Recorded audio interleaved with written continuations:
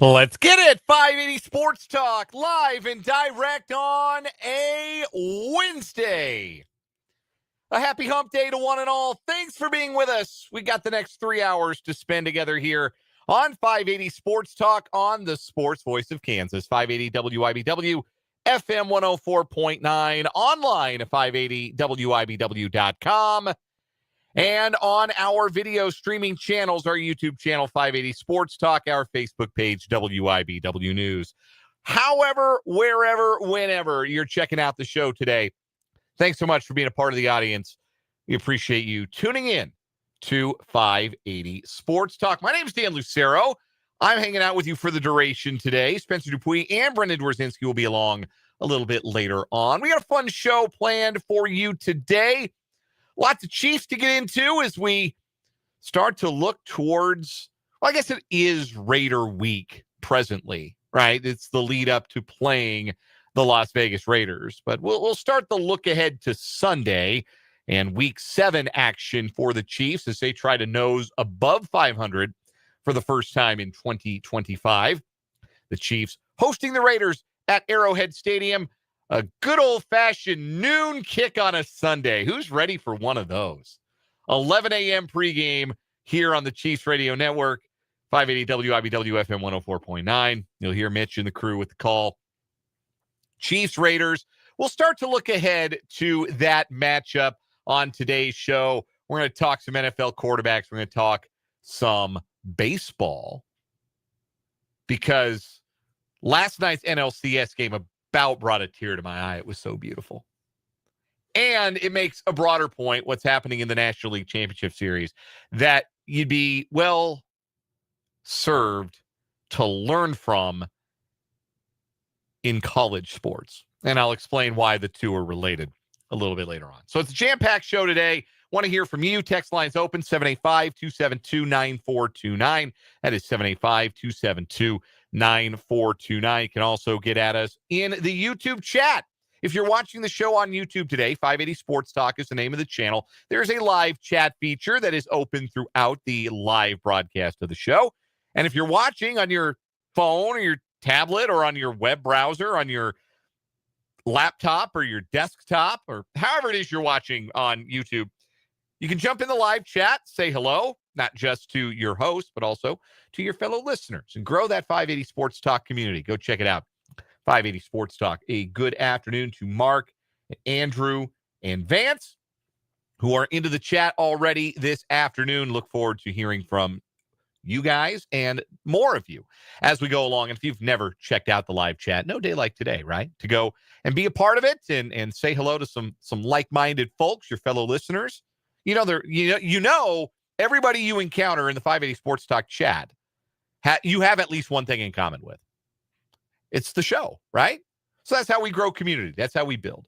So if you've never done it before, if you're an active listener to the show, you enjoy the show, you'd like to interact with other people who enjoy the show, best place to do that during the show is in the live chat on the YouTube channel, 580 Sports Talk. So go check it out. Go subscribe to the YouTube channel if you have not already. You can also text the program. Again, 785-272-9429. I've got a fall cash keyword for you. We got 3 more days, today and the next 2, for our fall cash contest going on at 580WIBW.com. Here's how it works. You go to the website, 580WIBW.com. You click on the contest link. It takes you to a landing page. You enter a keyword. You enter that keyword, then you enter all your information, and then you are registered for a chance to win $2,000. We've been giving away $2,000 a day, 2 racks per day, per weekday. Did it all last week. We're doing it all this week. It's the fall cash contest. I hope one of you wins the $2,000 today. I hope it's one of you. Here's this hour's keyword. This keyword's only good for this hour, and you can get next hour's keyword and enter it and register again. Think of them as raffle tickets, so to speak. Every keyword is a raffle ticket for you. And you got the whole hour to enter that keyword, get yourself a raffle ticket, enter to win the $2,000. This hour's keyword is online. Online. ONLINE. Online. Do people still say, I have to go get online? That's what we used to say. we back in the ancient times, the 1990s. I have to get online. I don't think we use it quite in the same way anymore, but still a word part of the lexicon, and it's your keyword this hour. Online, ONLINE.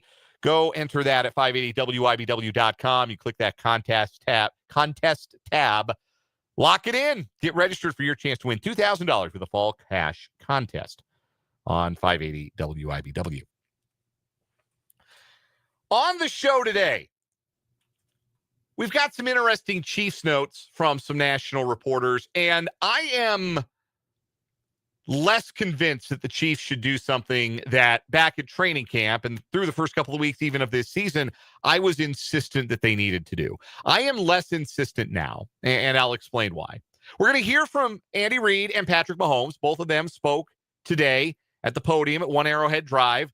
Andy Reid and Patrick Mahomes doing their usual Wednesday press conferences. So we'll hear from the head coach and we'll hear from QB1 because obviously the big talking point this week is Rashee Rice and his return to the Chiefs lineup. I could tell you till I'm blue in the face what I think it means, how I think they're going to use him, but Andy Reid and Patrick Mahomes will just tell you what it means to them and how they plan to utilize their best wide receiver as he comes off of the 6-game suspension that he served to start this season. So we'll hear from Big Red. We'll hear from QB1 a little bit later on this hour.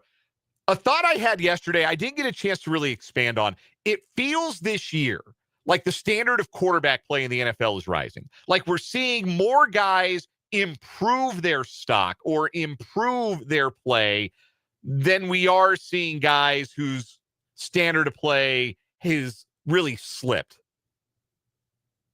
And to expand on that thought today, we're going to get the whole gang in here in the 4 o'clock hour. We're going to revisit our preseason quarterback rankings. Every year we rank the quarterbacks. We give you our top 10 and our bottom 5, but we rank them all 1 through 32. We're going to look. It's the third of the way through this NFL season now. Everybody's played at least 5 games. Most have played 6. And we're going to say, okay, well, who were we really wrong on? Who were we really right about? And who's made the biggest jump up or fall down our respective rankings? So a bit of a checkpoint, a third of the way through the year, again, roughly. You can't, it's not an even third, you know what I mean?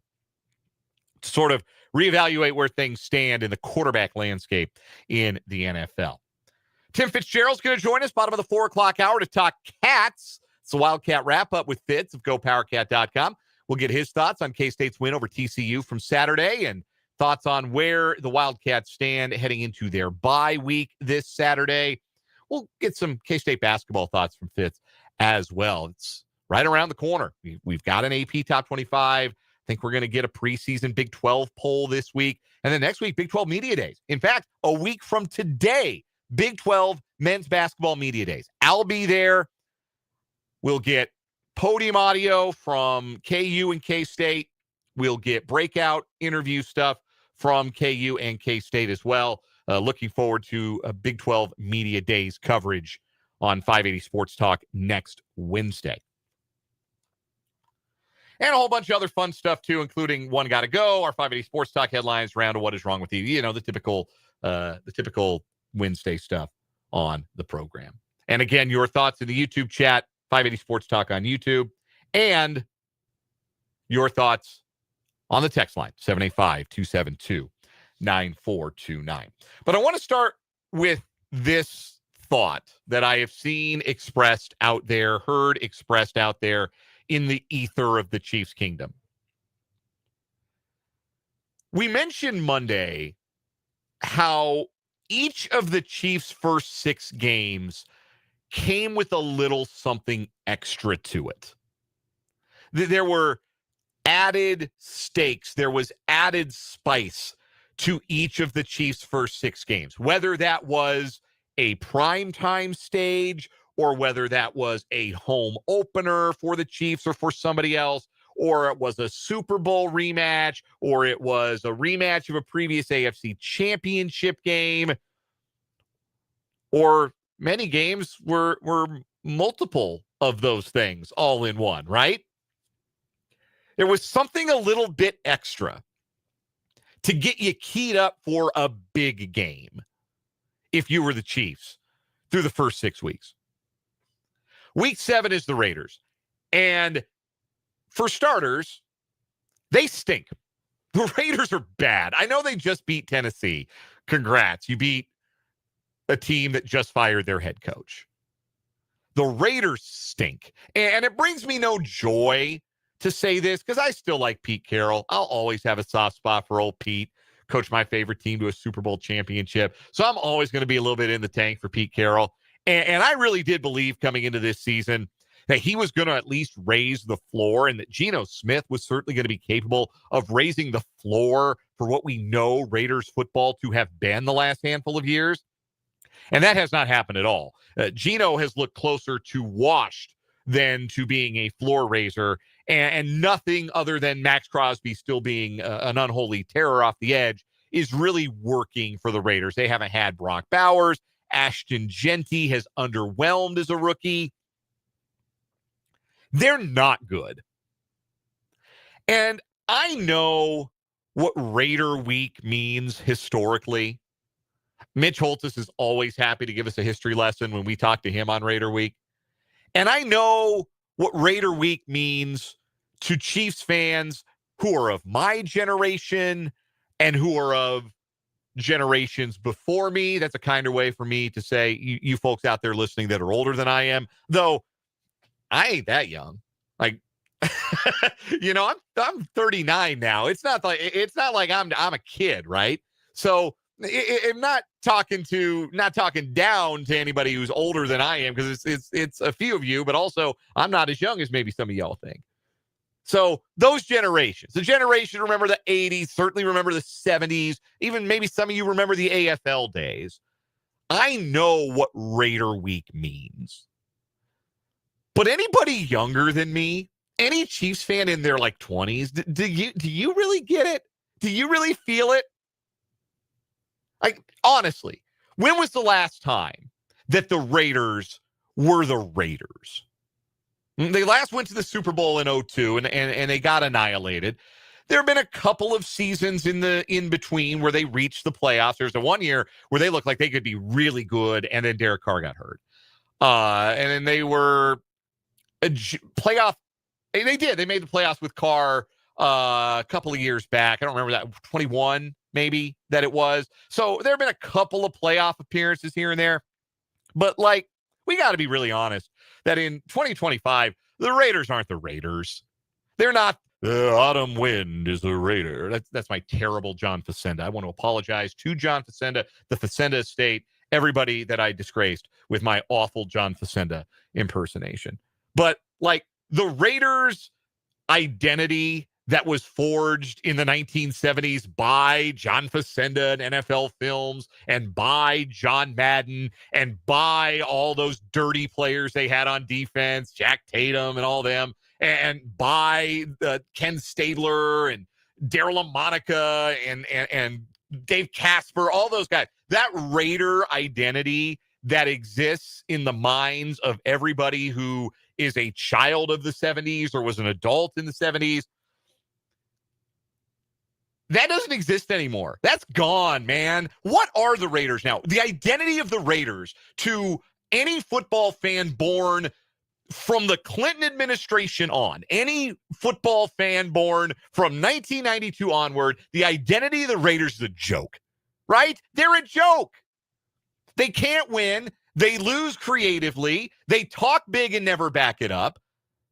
Their home field mystique, the black hole, that's gone. That's never coming back. They are a tourist destination. They are an attraction on the Vegas Strip. They are the David Copperfield, Danny Gans, Siegfried and Roy, Cher doing a residency, Britney Spears doing a residency. That's what they are of the NFL. They're a show that you go and see when you travel to Vegas. They are not commitment to excellence. They are not Jack Tatum. They are not Ken Stabler. They're not even John Gruden anymore. You can't even give them that. They're a joke. And so, like I said, I know what Raider Week means. I know what the Raiders used to represent. I know what hating the Raiders is all about. Hell, I grew up in Denver.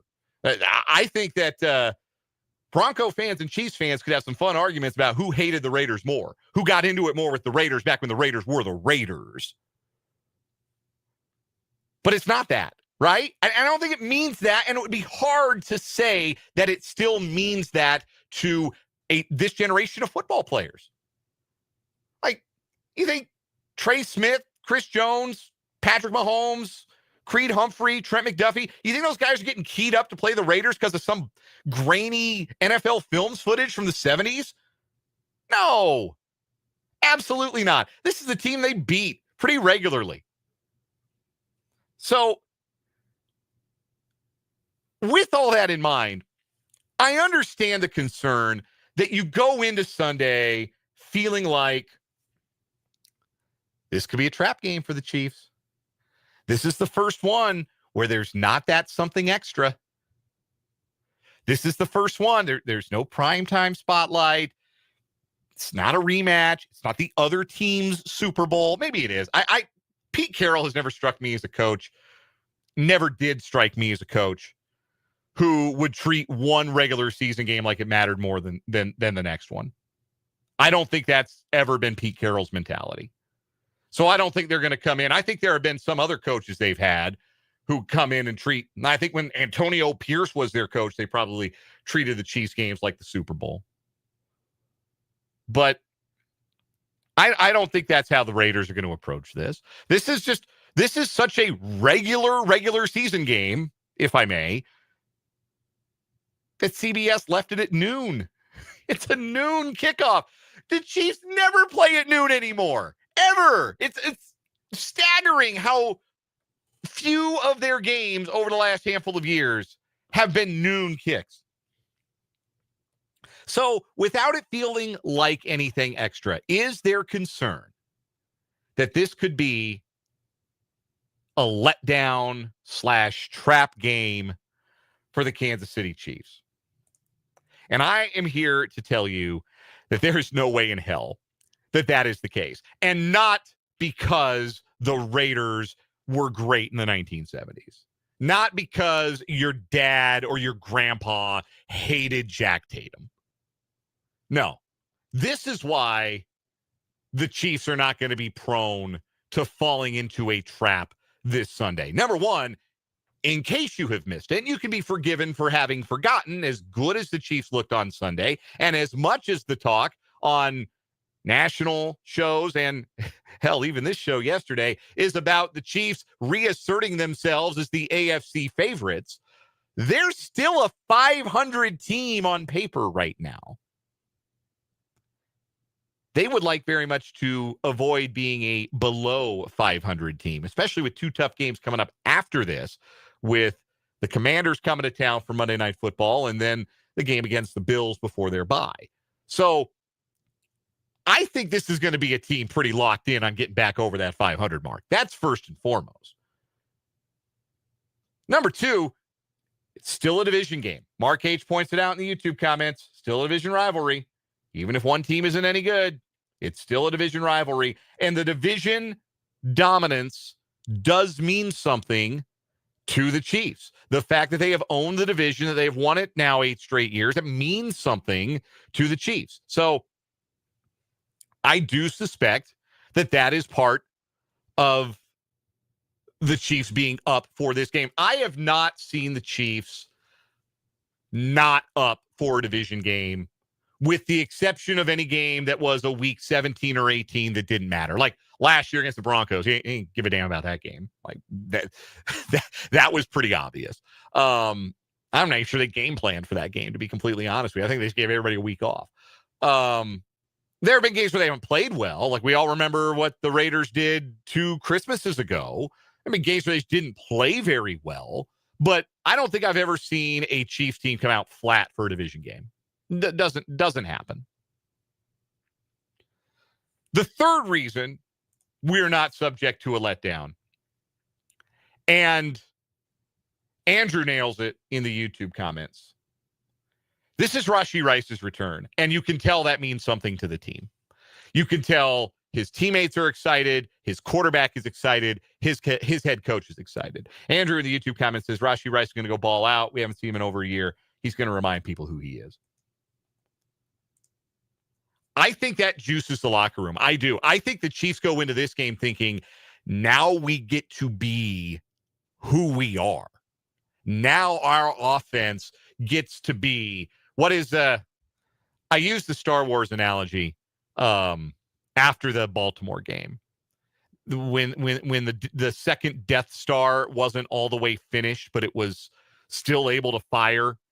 And Lando Calrissian goes, that thing's operational. Well, what's the Emperor say when it's done? Witness the power, right? That's sort of what this feels like. This feels, at least for the offense, like a witness the power kind of game for the Chiefs. They have an opportunity to go out with their full component of wide receivers, which, again, I remind you, they have had together, healthy and eligible to play football together. They built this receiving core of Xavier Worthy and Hollywood Brown and Rashee Rice going into the 2024 season. And they have been together, healthy, eligible to play for a grand total of 1 preseason snap. That's it. And now, at last, it's all together. And the offensive line is playing better than it has in front of Patrick Mahomes in a couple of years. And Travis Kelce's found the fountain of youth. And they found some juice in the running game. This is a witness the power game for the Kansas City Chiefs. And there's no letting down one of those. We'll take our first time out here on 580 Sports Talk. We'll come back with some other Chiefs notes. Something that I was really insistent the Chiefs not only should do, had to do. It was a must do for me 4 weeks ago. It's less of a must do for me now. And I'll explain what it is. Plus, a note about Rashee Rice from ESPN's Jeremy Fowler. And we're going to hear from Andy Reid and Patrick Mahomes. So I don't think I've ever done that before. That's a new one. Go ahead and add that one to the archive. We're going to hear from Andy Reid and Patrick Mahomes later on this hour. Tim Fitzgerald in the 4 o'clock hour. We're re-ranking our NFL quarterbacks. We got a fun show today. Thanks for being with us on 580 Sports Talk.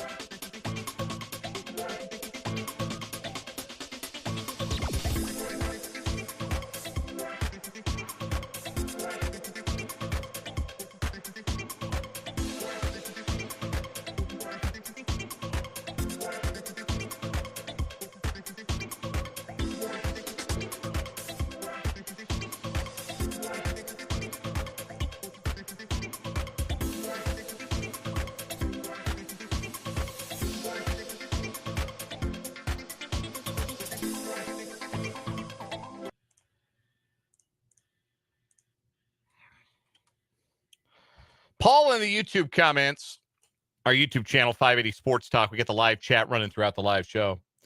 Says, just a hunch, but I fully believe first place Sunday will be for Rashee Rice. Get his feet wet, welcome him back, get the crowd behind him. I think you're onto something there, Paul. For starters, I think they ran the first play for Worthy in week 4 against the Ravens. That was the first game they got Worthy back after injury, and they ran the first play for him. So I wouldn't be surprised. They will certainly be getting the ball to him early in the game, even if it's not the first play. Now, I really wouldn't be surprised if it's like an RPO action, and he runs that slant or that stop route, that stick that they like to run with Juju. Those routes are going to be for Rashee Rice, more so with his return. And I think he might be onto something there.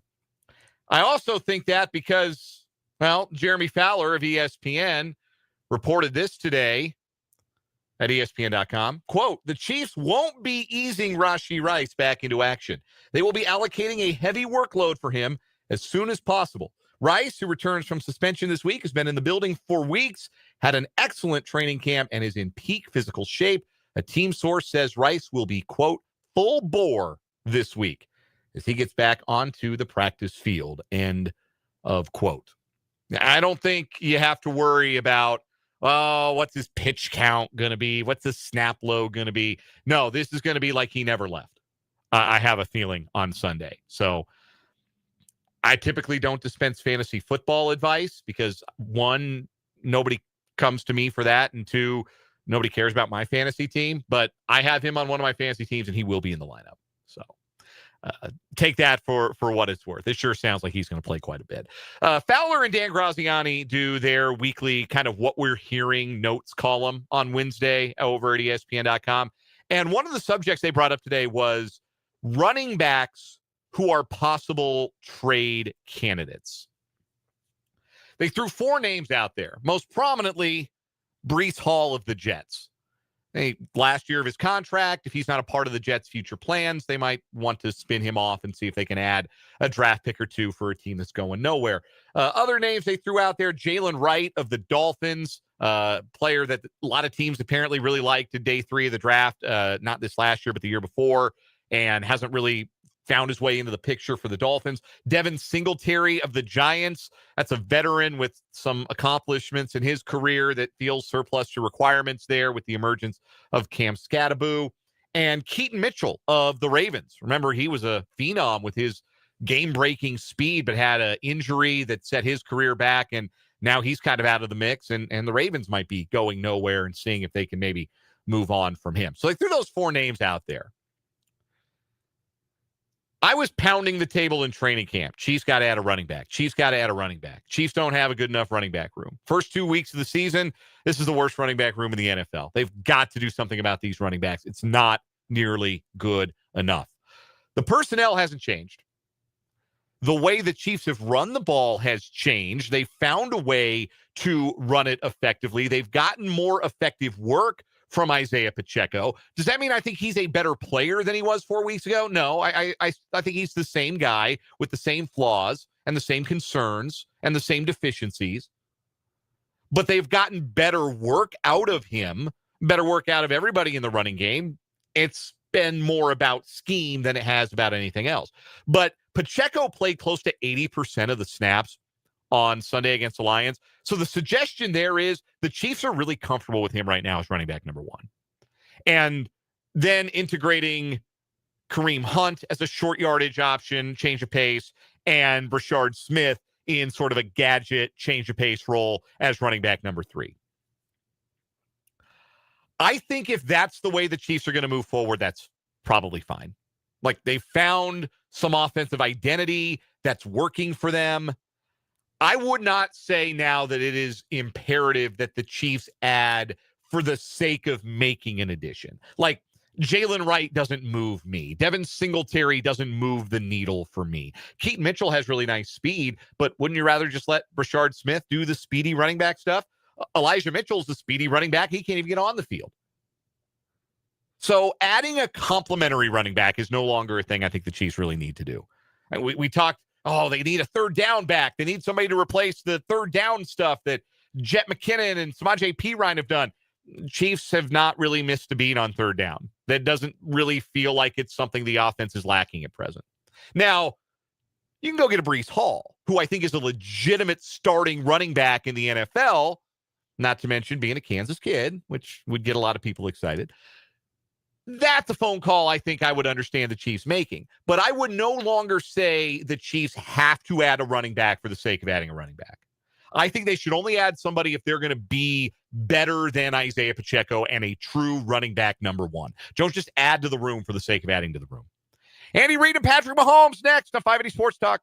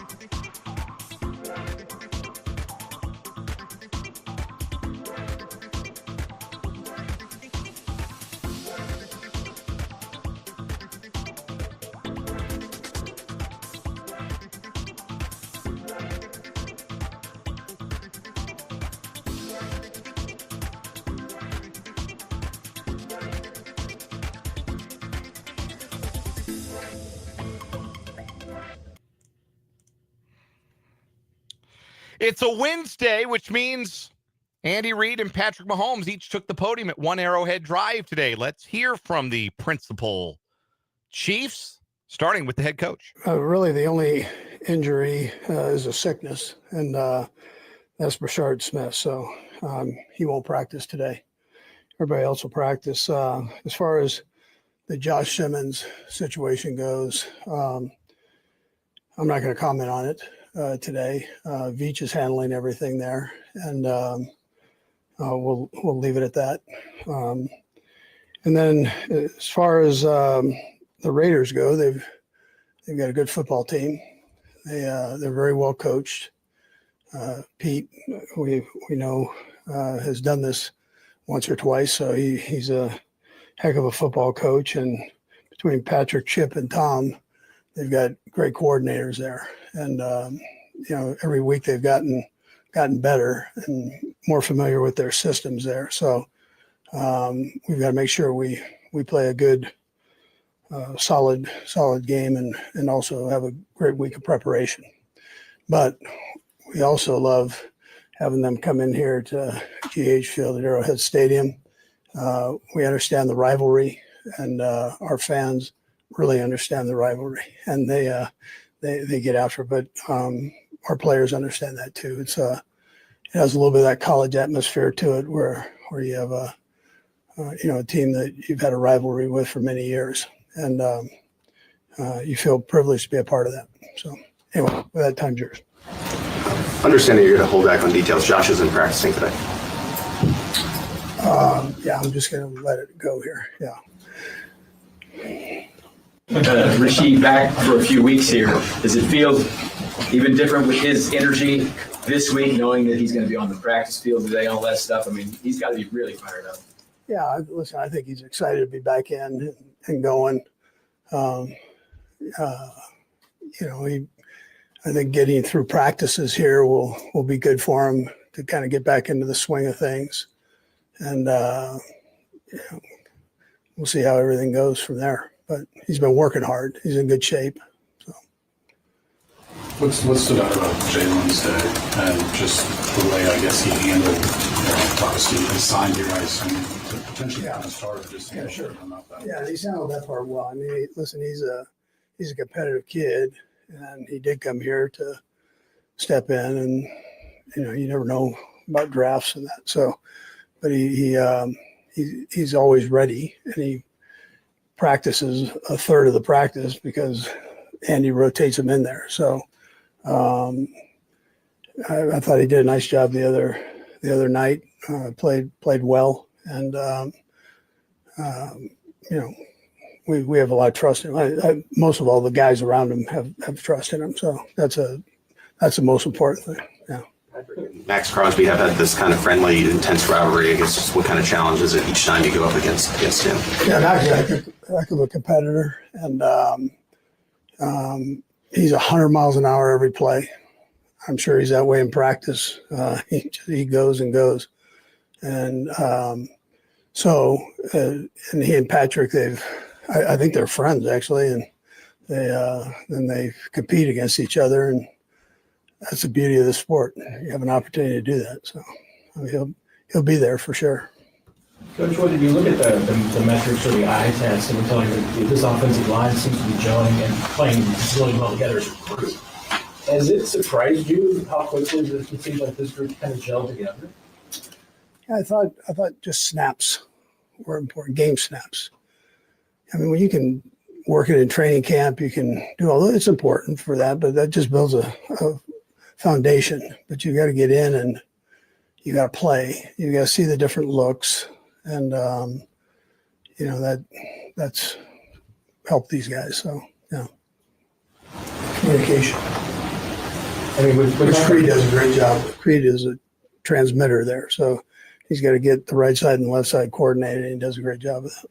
We talked about the players being excited, Rasheed being excited. How excited are you to be able to maybe put some things into the offense that are just designed around Rice specifically? Yeah, it's great to have him back, but he's fresh here, so we'll see how he does. He's a good football player, and as a coach, I always welcome that for sure. We just want to get him back in the swing here, so see how he does. Coach, it seems like every game has a different guy that produces for you at Hollywood and at Taekwondo one game. How refreshing is it for you to understand like these guys don't have egos and they go out and cheer for each other? Well, in particular at that position because there's so many of them. So there's one ball, and somebody isn't going to get it every. Four of them aren't going to get it every snap. So they've got to check that ego at the door, and I appreciate that. And then when they do get opportunities, I appreciate the way they handle that too. They're good football players. Hollywood did have a really good game, and he's made a couple the last 2 weeks or so. He's made some catches that are really incredible catches. So tough kid too. He's not very big. He's tougher than shoe leather there. So. Those guys, I guess, are using the phrase "everybody's got to eat." You heard that one going around, and that's kind of their mantra. Everybody's got to eat in the wide receiver room and the offense. Yeah, so they don't worry about that with me. In terms of Rasheed and all that he brings, I guess, what does he do to unlock maybe every other part of the offense? Yeah, I mean, listen, the guy's he's unique because of his size and ability after the catch to play physical, and so you've got some speed guys that and smaller guys, and then he and Juju are kind of similar body types and game types, so the way they play their game. But he gives you flexibility, yeah. And the guys feed off of that. They love the kid, so it's a win-win either way. That's to add him into the mix. Those were Andy Reid's comments earlier today. Patrick Mahomes also took to the podium. Here's what QB1 had to say to the assembled press. Patrick, as you welcome back Rasheed, does it feel like he's joining an offense that's just kind of regained its swagger after the ups and downs of the season to coming to now? I feel like it's in a rhythm. I mean, yeah, for sure. I mean, I think we've gotten better and better. And adding guys like Xavier back and then getting Rasheed back will just continue to hopefully improve what we can do. And so I think all you can ask for is to get better each and every week, and I feel like we're doing that. How much do you expect out of Rasheed, or how much does he expect out of himself? Yeah, I mean, he's going to be out there every single play. I mean, that's just the mentality that he has. I think it's going to be our job as teammates and coaches to kind of build him back the right way. But it's going to be hard to keep him off the field for sure. Patrick, it seems like you and Max Crosby have an interesting relationship, friends kind of off the field and intense on. Can you describe that relationship you guys have off and then what it means to see him on the field? Yeah, I mean, it's a ton of respect. I mean, like you said, I mean, when I talk to him outside of football, it's like we're friends. You wouldn't even see what happens on the football field. But, I mean, he's the type of competitor like me. It's like when you get on that football field, it's whatever it takes to win. And you're going to leave everything on the football field. And I have a ton of respect for that. I mean, those are the guys that you want on your team because they play with that mentality. And he's trying to do that and build that culture there. And so I know when we step across that line and you get on that football field, it's going to take your best effort to find a way to go up against that guy.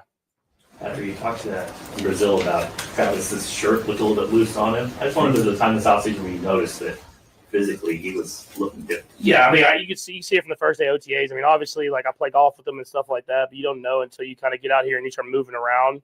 And so I think right when you got to OTAs and you saw him and going through workouts, you could see that his body was in good shape and he was moving a little faster than he even was the year before. And I could tell just from the mentality that he had that he was going out there to prove something, and he's done a great job starting off this year. Think of his shape this past game.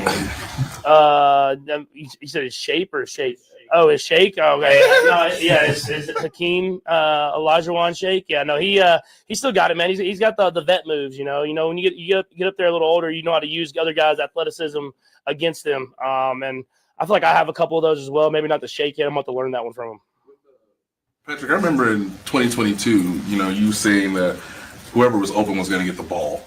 How much of that year, and I know you won the MVP, you guys went on to win the Super Bowl, but it was a collective group, right, in terms of the passing attack. How much of that season can inform you and prepare you to add another guy back when you have so many what appears to be available options? Yeah, no, for sure. It's I think the guys just know that. They know if they get open, I'm gonna throw them the football. It doesn't matter who it is. If you're getting open to the football field, you're gonna get the football in your hands. And so I think the room is going to help out a ton with that. I mean, they have a lot of guys that truly care about each other and truly want each other to succeed. And it's a good problem to have that many talented guys in the room. But Coach Reed, Nags, they'll do a great job of calling different plays for different guys. And they'll keep defenses guessing because they won't know exactly where the football is going to go.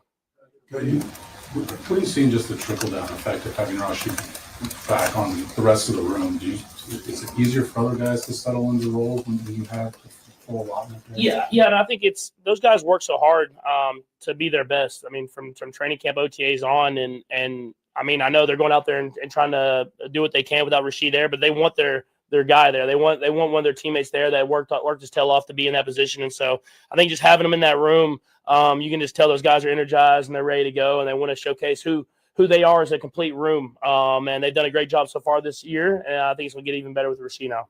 On the field scheme-wise, do you notice you have more advantageous matchups maybe elsewhere on the field, even if Rasheed's not the guy you're throwing to? I'm sure there will be. I mean, I think you saw even this last week against the Lions with the speed that we had with Taekwon and with Xavier and Hollywood. Sometimes those guys underneath are getting open a lot more. And, I mean, adding Rasheed there and him catching those balls underneath and then him with his yak and able to make stuff happen is going to force defense to choose. Like, are you going to sit back and let us throw stuff underneath, or are you going to come up and have to deal with all that speed running down the field? And so that's a good problem to showcase towards defenses. Patrick, you guys have dug out of a couple of holes, 0-2, 2-3, get back to 500. Is there, any fear that, you kind of let down, like, okay, we're where we thought we would be, and you need to motivate everybody? It was the first thing Coach Reed said. It was about showing consistency. I mean, that's something that's super important in this league. You can have highs and lows and stuff like that. This is a long NFL season. It's about who can be the most consistent week in and week out. And so that's something that we have to be better at. We've showcased that we can play against anybody, but we've also showcased that we can make mistakes and lose against anybody. And so for us, it's about going out there and playing our best football every single week, getting better at practice today. and continue that throughout the week. So to go up against a Raiders team that's hungry, and that it's always going to be a tight, contested football game. You mentioned a couple of times in here about needing to trust your line more, and you seem to have that trust even with Jalen stepping in. Did you consciously come out of the huddle going, okay, I'm good, or is it just something that you get in the flow of the game and it happens? No, I think it's just I know the work that Jalen's put in. He's a guy who's been a professional every single day. Every time he's been in there, if that's been left tackle, right tackle, guard, wherever it is, he's done his job and done it well. And so having those reps in training camp and throughout OTAs, I know that he's going to go out there and battle. And he's done a lot of great things that you just haven't seen on the field. So you see it now that he's a starting tackle in this league and can go out there and compete against anybody. Patrick, what's the difference in prepping for a noon game? You guys play so many either prime time or late afternoon games. For you personally, I think it's something that we could be better at. Honestly, I mean, we haven't got that noon game this year, and I think last year we kind of came out flat in some of those games. So we have to have the mentality of getting your work done at night, and making sure you get a good night's rest, preparing yourself maybe a little bit more during the week, so you don't have to get that last minute study, kind of like cramming for an exam. You want to prepare yourself throughout the week, and so that when you wake up in the morning, you're fresh, you're ready to go. You get to the stadium, and you get out there and start the right way, and don't start flat and have to dig yourself out of a hole. Patrick, I know this continues week to week, but between the way the line's playing and the way your receiver options are coming together, do you feel sort of as much kind of comfort and trust as you felt for a couple of years at this point? Excuse me. Yeah, no, I mean, I felt good these last 2 weeks especially, and I think that it all starts with the offensive line. When they're blocking the way they're blocking, it gives me a lot of confidence to sit in the pocket and make these throws down the field, and then when that's not open, hit the guys underneath and let them make plays happen. And so that's about you have to continue to steadily build on that. I have to continue to get better and better and look at the tape, learn from even when we're having success, learn from the mistakes that we make. And that's what I'll try to continue to do throughout the rest of the season. Has it felt more like a different sense of that with all that stuff going at once than maybe it has for a while or yeah. And I think, obviously when you start bad, you kind of don't have the room for error. So you have to stay on top of everything. And so sometimes wins can almost like hide some of the flaws that you have throughout the team. And when you lose, you really take a deep look at what you can get better and better at. And so for us, it's about accepting that challenge of now that we're having a little bit of success, still looking at the film the same way and then going out there and competing and getting better each and every week. Patrick, I understand Sunday before kickoff was a bit unusual with Josh, but since then, have you been able to communicate with him? And is there any message you have for him at this point, given just the unusual nature of this? Yeah, I'll keep conversations kind of between us, but it's I'm always praying for all my teammates, so I'm always praying for them, and I'll just keep everything else kind of private to us. Can you talk about playing an AFC West team, and while the Raiders have moved a lot, it's still the Raiders? Oh, 100%. You feel that when you step in the building during Raider week. It's I always said it doesn't matter if you're doing good, they're doing good, both doing bad. This game, it means more to everybody that's playing in the game, both sides of the football. And so you have to have that mentality. It's a true rivalry game. You don't have a lot of those in the NFL. And I'm blessed to be a part of it because it really does bring out the best in both teams. That was Patrick Mahomes. We'll have more 580 Sports Talk wrap up this 3 o'clock hour after this.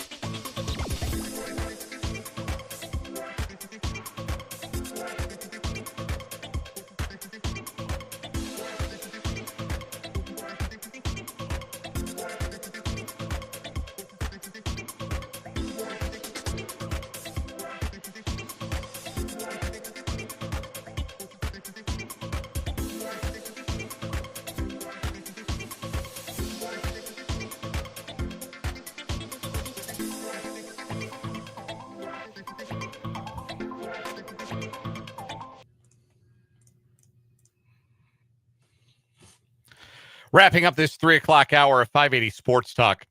A quick thought about the Josh Simmons situation, which is really the only way I can think to refer to it, because nobody really knows what's going on other than Josh isn't with the team and didn't play on Sunday night and isn't practicing, and at this point would seem unlikely to play on Sunday. If it were our business, it would be our business. And it has been made very clear by both Andy Reid and Patrick Mahomes in their remarks today that it ain't our business. And that's hard for us as sports consumers because we are so used to knowing everything. We know when guys get a hangnail because they have to put it on the injury report, right? Hangnail, limited practice. You know, we know all of the injury stuff. We know every possible reason why a guy would miss a game. And even when it's something that's personal, typically we know, oh, you know, somebody's wife just had a baby or somebody's grandmother died and Chris Jones was away from the team. We're used to knowing. So when we don't know, it is a little disconcerting.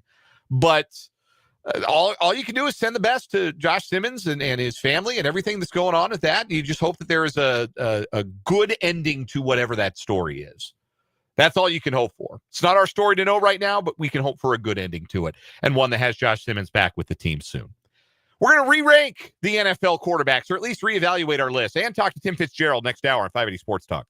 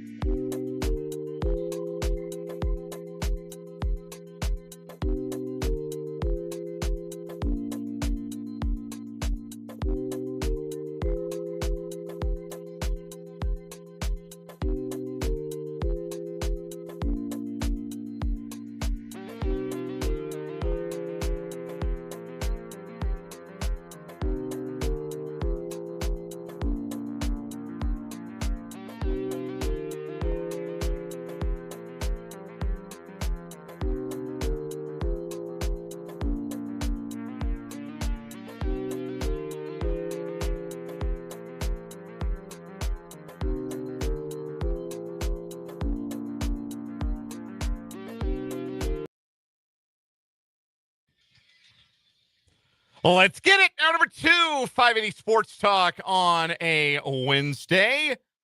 So glad you're hanging out with us on this hump day here on the Sports Voice of Kansas, 580 WIBW, FM 104.9, online at 580WIBW.com, and in living color on our YouTube channel, 580 Sports Talk, and our Facebook page, WIBW News. The gang's all here for this 4 o'clock hour.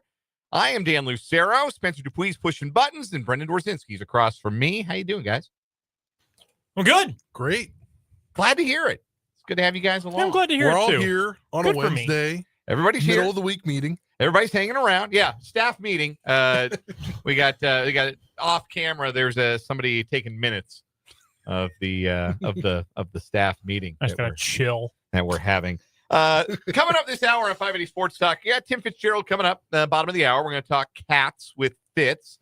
It's our Wildcat Wrap-Up with Tim Fitzgerald. Be nice to talk to Fitz after a win for a change for the K-State football team as they head into a bye this Saturday. We'll also get his thoughts on K-State basketball appearing on 10 different television channels / streaming services in their basketball season. They only play like 30-odd regular season games. 31 regular. Watch all of them. God, I'm so excited for the West Virginia game on Tubi. Catch their Mississippi Valley State game is on Howdy.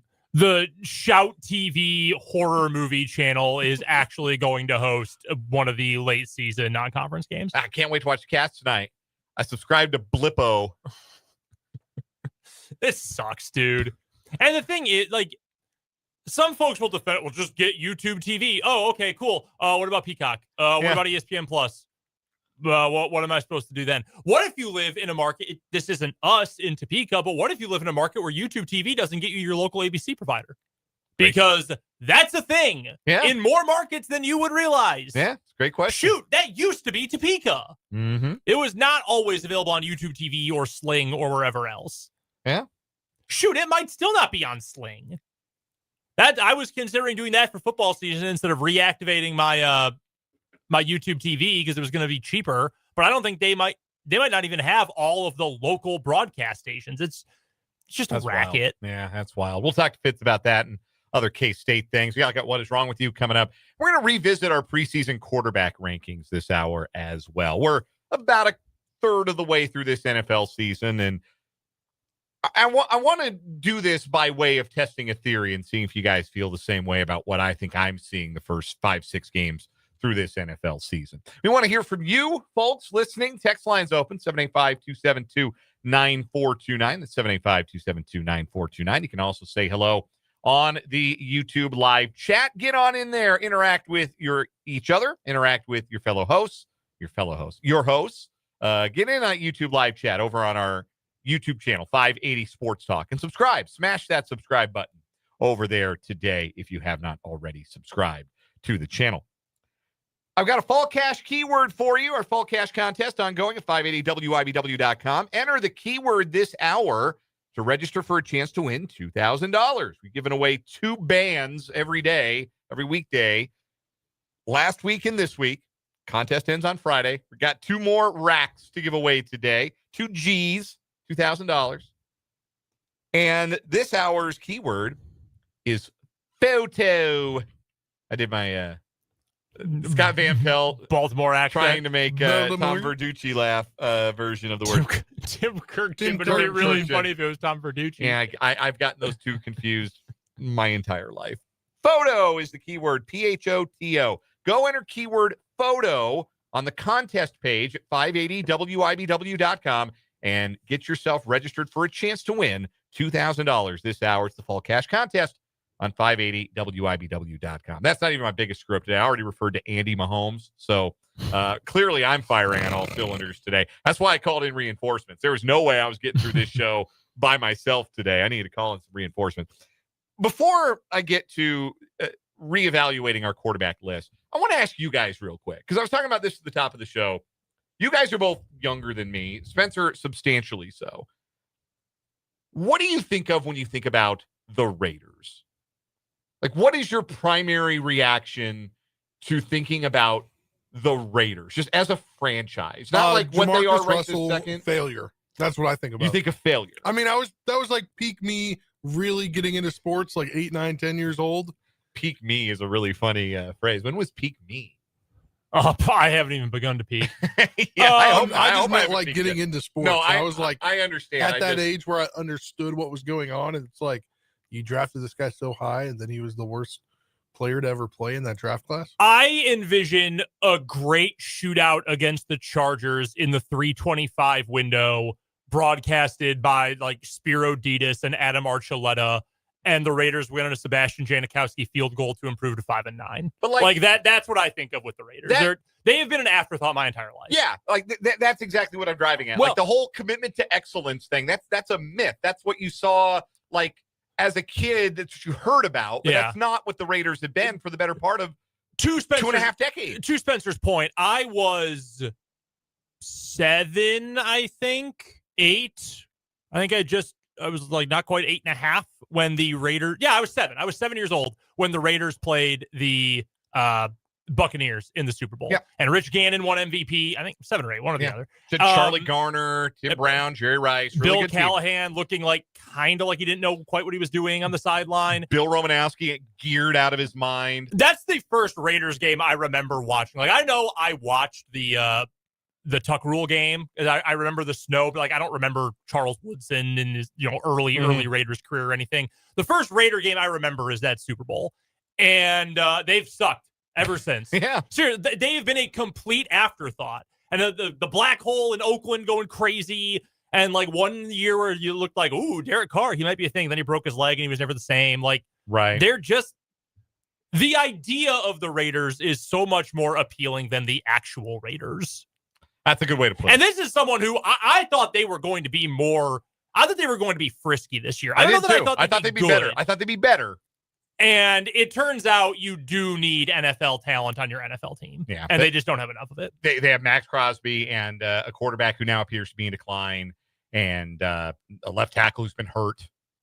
Yeah. And a tight end who's been hurt in Brock Bowers. So, yeah, I was just curious about that because that's what I was saying. Like, Raider week means a lot to certain generation of Chiefs fans closer to my age, probably a little older. Raider week means a lot. Like children of the 70s, the Raiders will always represent, John Facenda, Steve Sable, NFL Films type stuff. The wind is a Raider. That's a even worse John Facenda than I did. Oh yeah. And I apologize to the entire John Facenda estate. I knew I was going to brick it. I just went for it. I did too. I feel you. But yeah, like Raider week, like this is like just kind of an afterthought because the Chiefs have so routinely beat the Raiders over the years. But I don't think there's any chance for a letdown. Mahomes spoke to it too in his press conference that we played in the 3:00 hour that they're pretty dialed and should be because this feels like a big prove it week for the offense. Remember John Gruden's victory lap?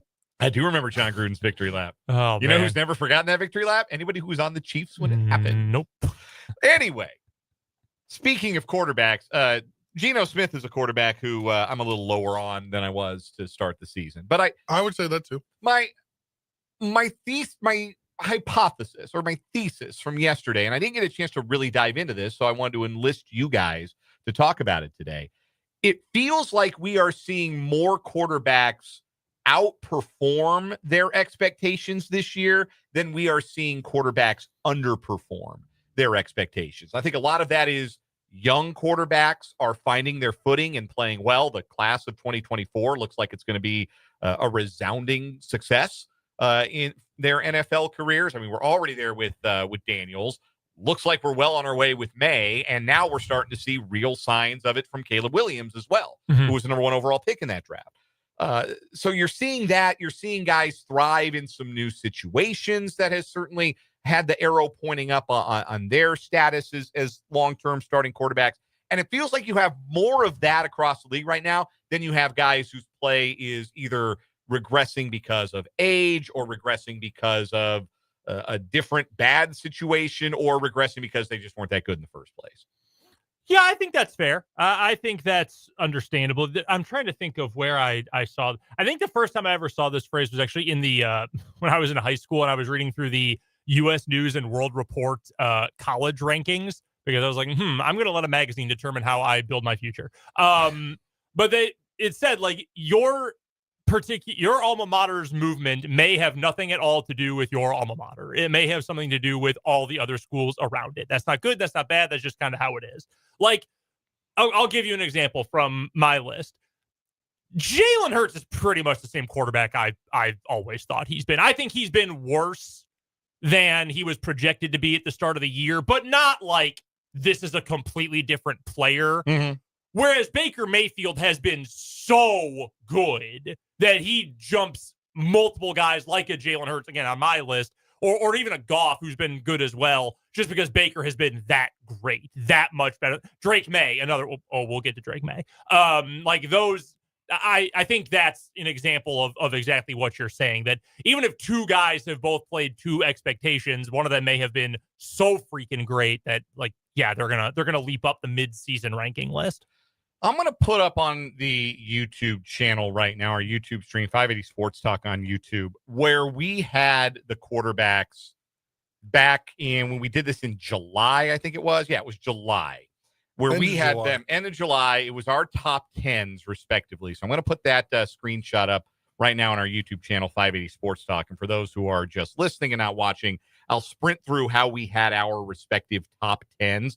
All of us had the same top 4: Mahomes, Josh Allen, Lamar Jackson, Joe Burrow. And then we started to have differences in opinion.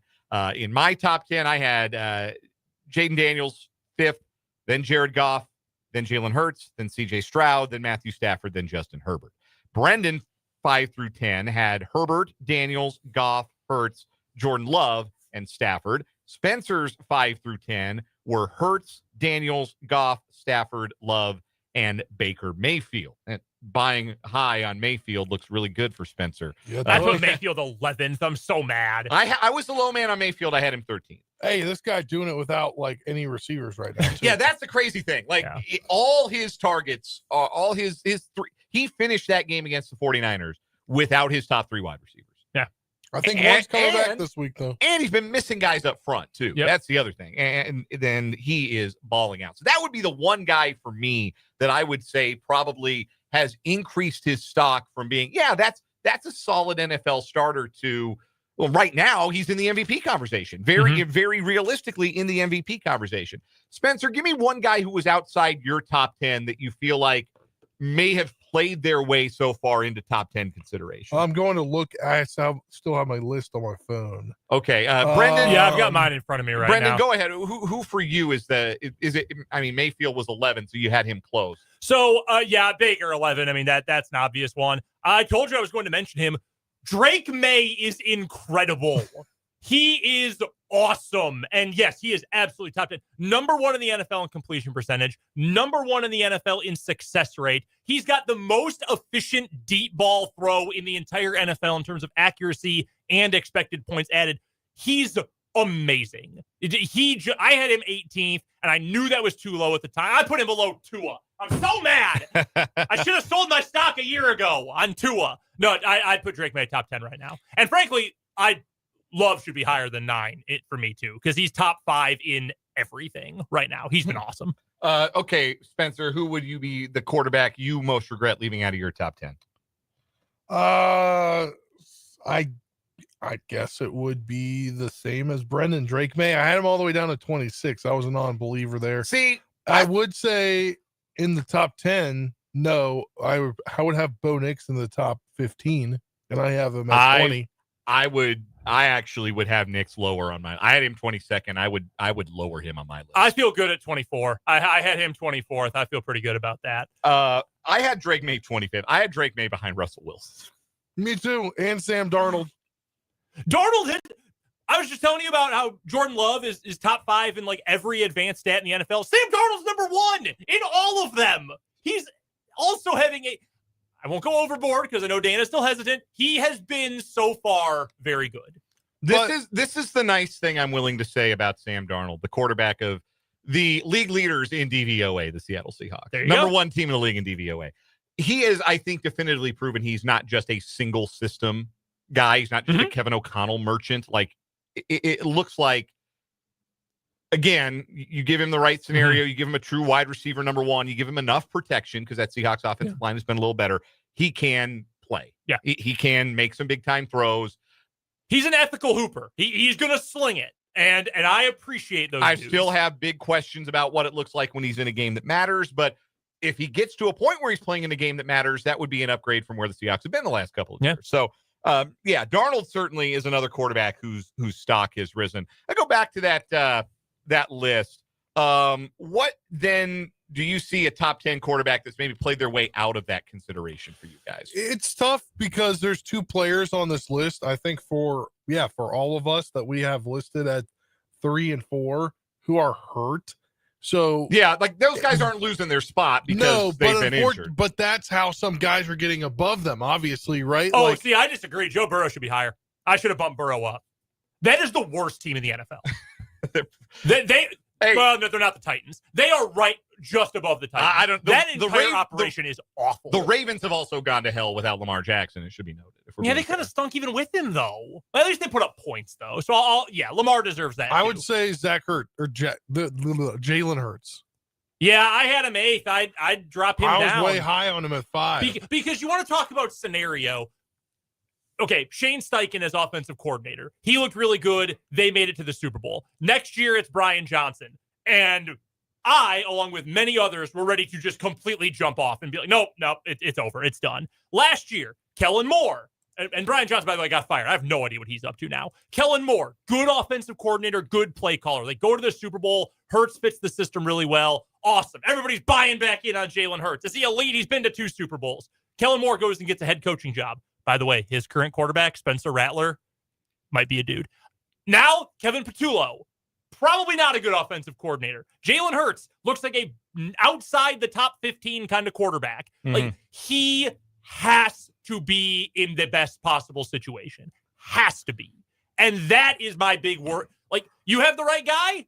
Okay, great. Like, their offensive line's not as good as it was the last couple of years. That is significant for him as well. He feels like a guy who reaches his ceiling because of the others around him. And without that, he's not a top 10 quarterback. I don't think he's a top 13 or 14 quarterback, frankly. So, I would probably drop Hurts out of my top 10. I'd also drop CJ Stroud out of my top 10. But I think that I think that he is a victim of circumstance in Houston, where they have just not protected him and not given him enough weapons, and he is regressing. Like that is happening. That's too bad, because I think he's really good, and I think in a better scenario, I think he can get back to being a top 10 level player.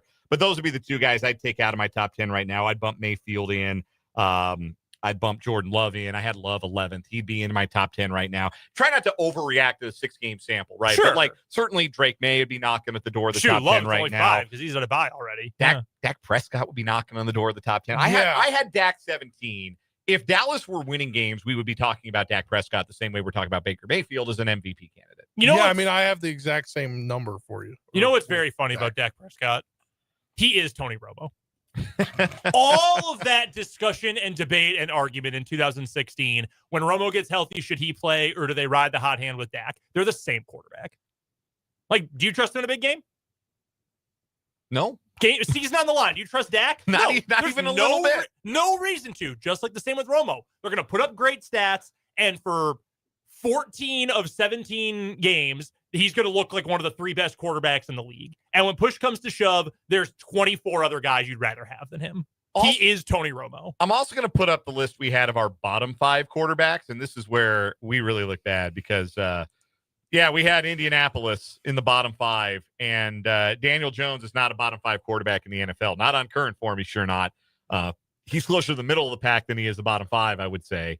Dan too high on Fields. Yeah, that's my biggest whiff. I was too high on Justin Fields. I was the low man on Justin Fields, and I was too high on Justin Fields. I think that and Cleveland are the 2 worst quarterback situations in the league.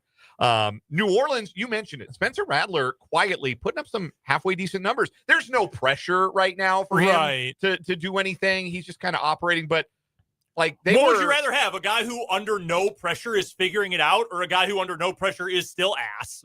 No, Rattler's been... he looks like a guy who can start in the NFL for an actual team, not just a dumpster fire. Yeah, and that more than I thought he was going to be. I think Penix is a little bit higher than you give him credit. You gave him credit for in the summer. I have still no idea what to make of Michael Penix. I'm kind of in agreement. agreement. He's better than the bottom 5. Well, okay, like right now, I would probably have jumped him ahead. So I had Cam Ward at 27 and Penix at 28. I'd jump Penix ahead of Ward. I think Ward is a victim of circumstance. I'm not ready to write him off entirely yet, but obviously he's not playing well. If we're keeping it a buck, he has. To use his own parlance. Yeah. I'd probably jump Penix ahead of J.J. McCarthy, but that's unfair to McCarthy. We've only seen 3 games of J.J. McCarthy. Yeah. What do you... Russ might be down there for me. Well, he's not Russ even starting is a starter anymore. Yeah. Not really. And in the I think the jury's out on Dart. Like, I wouldn't put him super high, although he's fun. I'll give him credit for that. He is fun. I had Penix 25th behind Bo Nix. I'd flip them. I'd put him ahead of Bo Nix at the moment. So I had Nix 22nd. I would jump Drake May, who I had 25. I would jump him over Nix, and like I still don't know what to do with Bryce Young either. Like, I think right around, I had him 23rd. I'm a Bryce Young believer. I don't think he's ever going to be an all-pro or probably anywhere close to it. But you can see, again, he needs to be in a good situation, and he's got to always have elite interior protection because he's too small otherwise. But I think he can be a decent point guard quarterback. He can be kind of point and shoot. Their receivers are not. Xavier Legette is so bad. That dude stinks. Yeah, that's unfortunate. I still don't know why they traded Adam Thielen. Like, who is that benefiting? For a 4th-round pick who maybe is one day as good as Adam Thielen? I really don't understand why they did that move at all. But, like, I had Bryce Young right behind Aaron Rodgers, who, no, Rodgers is better than 22nd. Aaron Rodgers is currently on pace for the 2nd lowest air yards per attempt. So not even depth of target. But from where he stands behind the line to where the ball is completed, currently is the 2nd lowest ever recorded. It's the Ben Roethlisberger years again. And I heard him describe. And they won games with old Ben Roethlisberger throwing balls two centimeters down the field. And I heard him years. described today as old Big Ben plus, because he still has the arm to throw deep balls. Like, yeah, Ben did not. DK go deep. That's still a part of their offense. Ben could not. He absolutely could not. So they can at least do a little of that, but it's what they call check down to touchdown. You're either bombing it or you're checking it to Jonnu Smith. So I wouldn't put Rodgers much higher than that. He hasn't been bad. I got to make time for the Thursday night game between Rodgers and Flacco, because I think that will be the last NFL game ever where both starting quarterbacks are older than me. Ooh. That might be the last one ever, guys. Yeah. I might have to tune in. That's a good chance for that one. That was that's what will get me to tune into Thursday Night Football. Yeah. The Crypt Keepers going head to head. Somebody called it the Senior Bowl. Andrew in the YouTube comments called it the Senior Bowl. The NFL on their own social media said the Battle of the Unks. See, I thought Unks were supposed to be charming. Like, I thought the whole thing about Unks was like, oh, you're supposed to they dispense knowledge. Aaron Rodgers is dispensing something. I don't know that it's knowledge. We'll take a break. We'll come back with What Is Wrong With You next at 580 Sports Talk.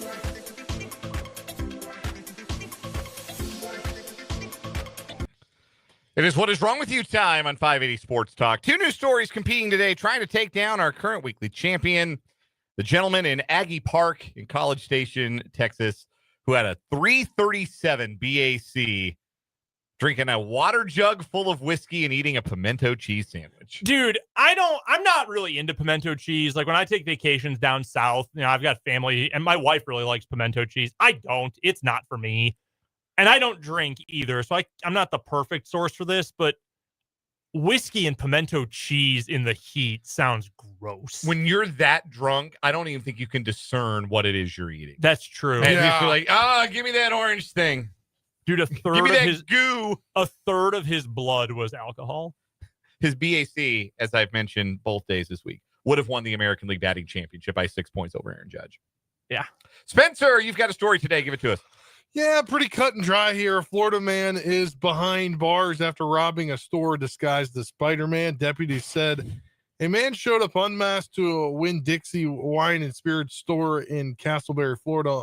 This is back on January 2nd, I guess, but that's just making news now. He leaves and then returns, this time wearing a Spider-Man mask. Police said Edward Wilburn stole nearly $150 in liquor and $420 in Newport cigarettes. He was arrested back in January, repeat offender. He was probably just sentenced recently, if I had to guess. Spider-Man robbed the store. So do we Take know some liquor, cigarettes, and more? So- Can he swing from a web? No, he can't. He's a guy. Look out. Here comes the Spider-Man. Okay, sorry. He got nearly 3 times as many cigarettes in value as he did liquor. That's a lot of cigs. Yeah, it's a lot of I know cigs. they're pricey. That's a lot of cigs. That or he really cheaped out on the booze. That's He possible. Only took the bottom shelf stuff. Maybe he only took like 2 bottles of top shelf stuff. Oh, that's true. Yeah, he only got like left there with a I can handle only of carry so much with all these cigarettes. I It's might as well funny get the though good because stuff. he's just wearing a red shirt and the mask. He's not really like fully. He didn't go low full effort, Gil. low energy for sure. My story, we go to Union County, South Carolina, where a man has been arrested for pretending to be an insurance agent. 28-year-old Jakaya Charvet Curtin pretended to represent an insurer licensed to do business in South Carolina or to collect and do business for an insurer without the authority of the insurer. He admitted to creating a post on his social media that he was an authorized Allstate/Progressive dealer when he never held a professional business license. And he was contacted by someone wanting to get automobile insurance before acting as an agent and binding insurance coverage by way of the Progressive website. He was charged with falsely representing himself as an insurance agent and was booked into the Union County Detention Center. My man saw Jake from State Farm and said, that's what I want to be. I'm going to be Jakaya from Allstate. That's actually so funny. That's a great story. Yeah, I can do that too. Maybe I'll get to meet Patrick Mahomes. Wow. That's too funny. Yeah, I kind of love that story. I'm going to go with, like, of all the things to pretend to be, we've had people pretend to be cops. We've had people pretend to be firefighters. We've had people pretend to be lawyers. We've never had somebody pretend to be an insurance agent. The glamorous life of insurance sales. I mean, Jake from State Farm does get to paddle around with NBA stars, WNBA stars. Yeah. I think Jakaya from Allstate had big dreams. Yeah. Jakaya from Progressive. Wow. That wins today. Does that beat our gentleman with the pimento cheese and the whiskey? No. I think it's closer than some might think, but no. Yeah, we're going to stick with the 337 BAC as our winner on What Is Wrong With You. When we come back, Tim Fitzgerald, GoPowerCat.com for the Wildcat Wrap-Up.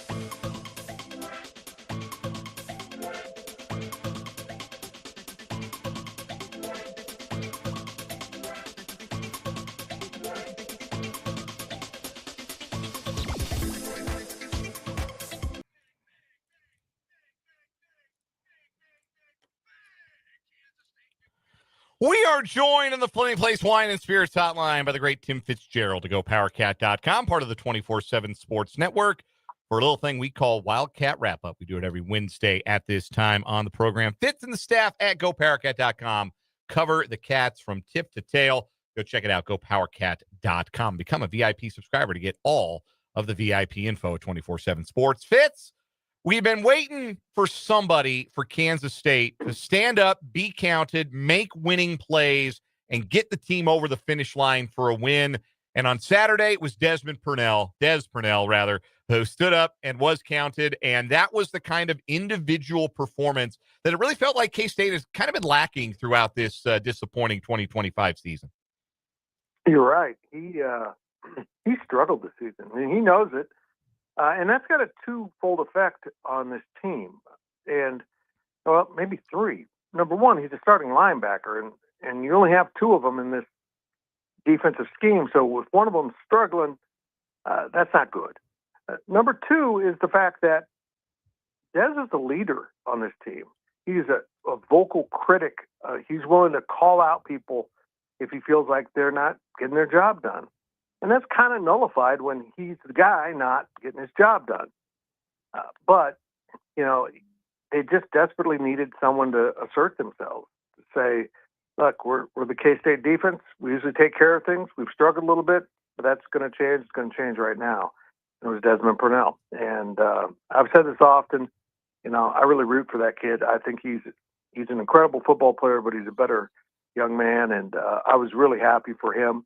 But, boy, the defense rose up with 2 touchdowns in a game. You win by 13 points. It seems kind of notable to me. I think that if things do end up turning around for Kansas State, we're talking about a happier second half to the season than a first half in the end. We're going to put a pin in that interception return for a touchdown, not just because of what it represented, because of Purnell's stature on the team, the kind of player, the kind of leader he is. But also from that point in the football game, it really felt like K-State relaxed. And you can do things a little bit differently when you got a 2-score lead at home. But it felt like from that point, they got back to offensively an offensive identity that we haven't seen from them in quite some time. It wasn't a splashy game for Joe Jackson, but it was a grindingly effective game for him on the ground. Yeah. Couple that with the work of Avery Johnson, who I thought was really solid again, even if he didn't blow up the stat sheet. And it felt like K-State had something resembling an offensive identity without Dylan Edwards on the field for the first time. That's been the case all season. Was that kind of your feel watching them in the second half as they put that game away? 100%. Everything you just said.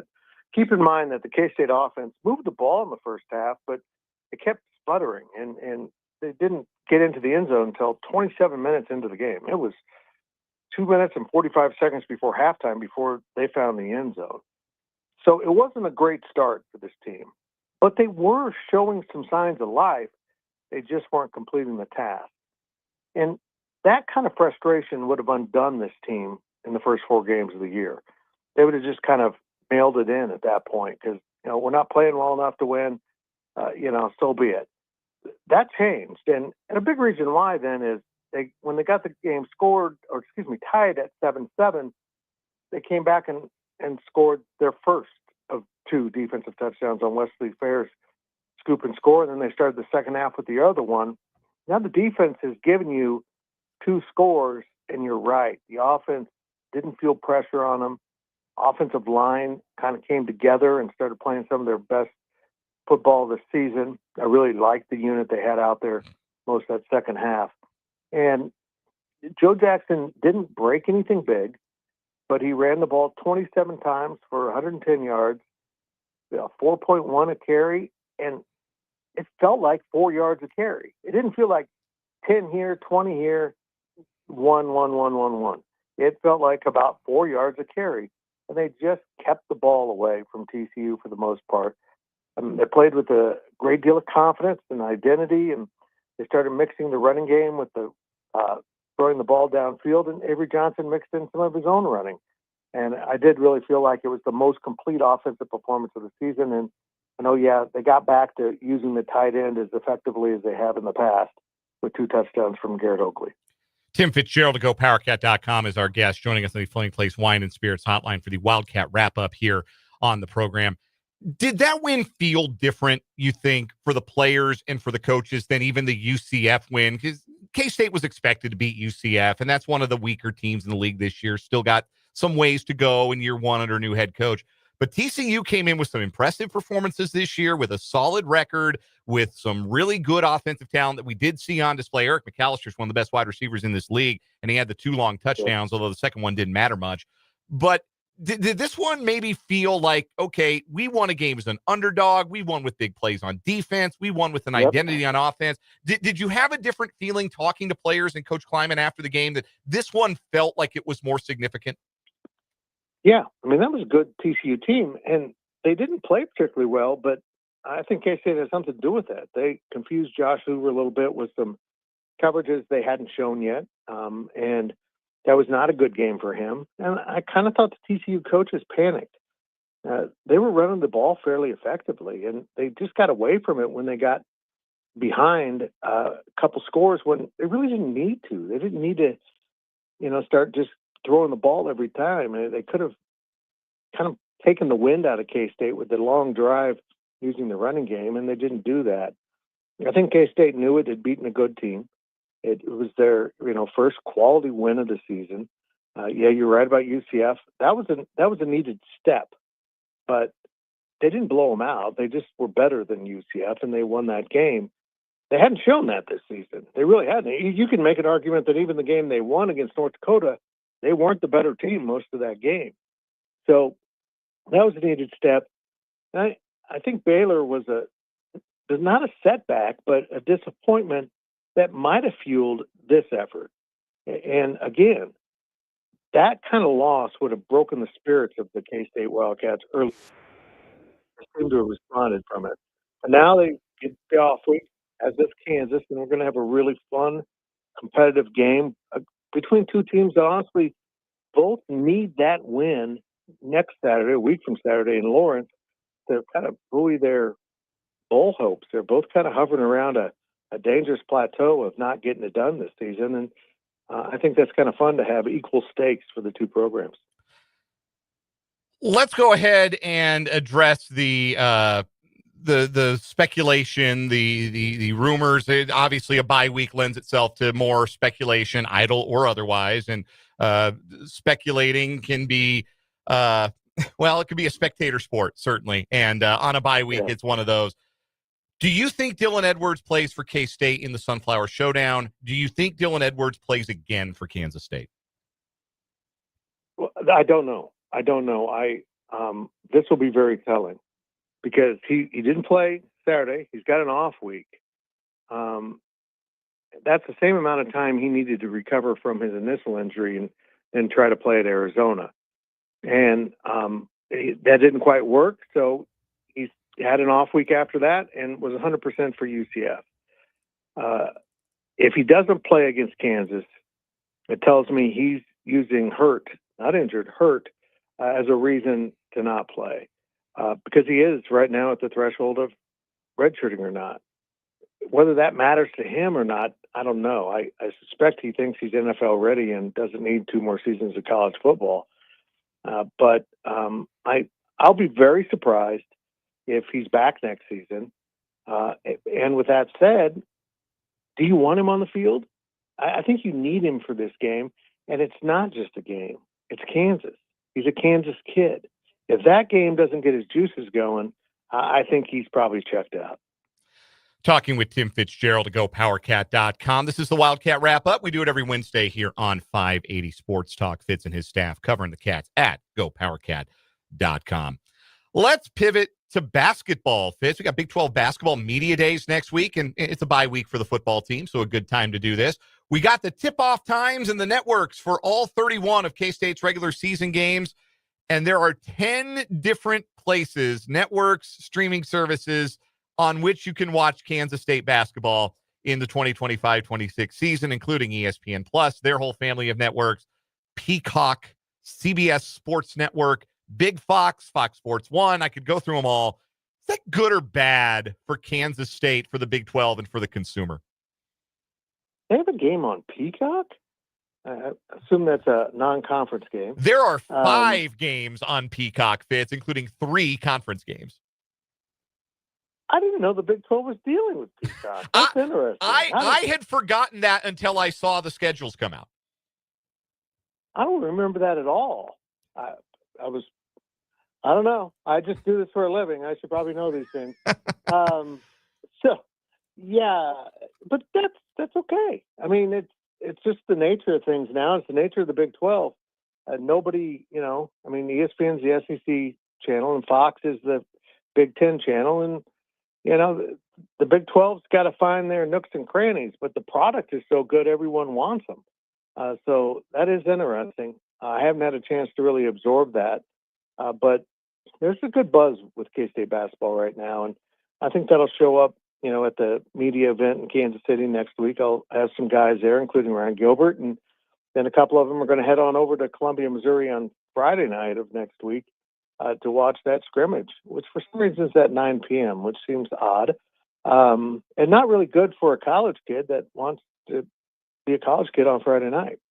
But yeah, so that's an interesting scrimmage, and they'll turn around and then come back and cover K-State football. And I think this team's worth traveling with, if you know what I mean. Sometimes the team's bad. You're like, they have a scrimmage Friday night in Columbia, and you're like, oh, okay, we're just not going. But we need to go. We need to see what this team's about, because there really is a healthy buzz, not just about the talent, but the cohesiveness of this team, which I think we can all agree was really lacking to a degree in both of these previous seasons. We're joined by Tim Fitzgerald of GoPowerCat.com here on 580 WIBW. And Tim, Jeff Minnie spoke to the media yesterday, and he let everybody know that Kennedy Taylor had her waiver declined by the NCAA, and that they just found out 2 weeks ago, well into the start of the fall semester. How ridiculous is that? And he was saying something about 95% prior, like in the last year and a half, rather, have been accepted, and the student athlete gets another year of eligibility, and now all of a sudden everything is just changing by it seems like situation. If you're asking me to explain the NCAA, I'd rather gargle with acid. I mean, I've never been able to understand what they do, and it seems there's no consistency. Although there was a consistency of approving everything, and now they've decided, well, that didn't work. Let's go back and start telling kids they can't play anymore. Now, I'm the first one to say they've been given too many of these. They just have. I've come to believe that they need to go to 5 years to play 5 seasons, and maybe if there's a season-ending injury early enough in the year, you get 1 medical year. But this constant adding on seasons and seasons, it's gotten overwhelming and too much. And honestly, it's unfair to the younger athletes who are not finding scholarships. I'm not really familiar with why they said yes or no to any of these cases. I just don't think there's rhyme or reason to why they say yes or no. It's almost like they flip a coin. And unfortunately for K-State and Kennedy Taylor, the coin was tails, you lose. And that's just, but you're right. The timing, I mean, come on. You can't, I mean, this person needs to know to plan their life, and you just take your time. Just get around to it whenever you can, NCAA. It's just, you're all about the student athletes. Yeah. Go ahead and say that again. Tim Fitzgerald and his staff cover the Cats at GoPowerCat.com, and Fitz joins us every Wednesday here in the Fleming Place Wine Spirits Hotline for the Wildcat Wrap-Up on 580 Sports Talk. It is always a pleasure, Fitz. We'll do it again next week. Thank you, boys. Great to talk to you. That is Tim Fitzgerald. We'll step aside for a timeout, come back, and wrap up this 4 o'clock hour at 580 Sports Talk.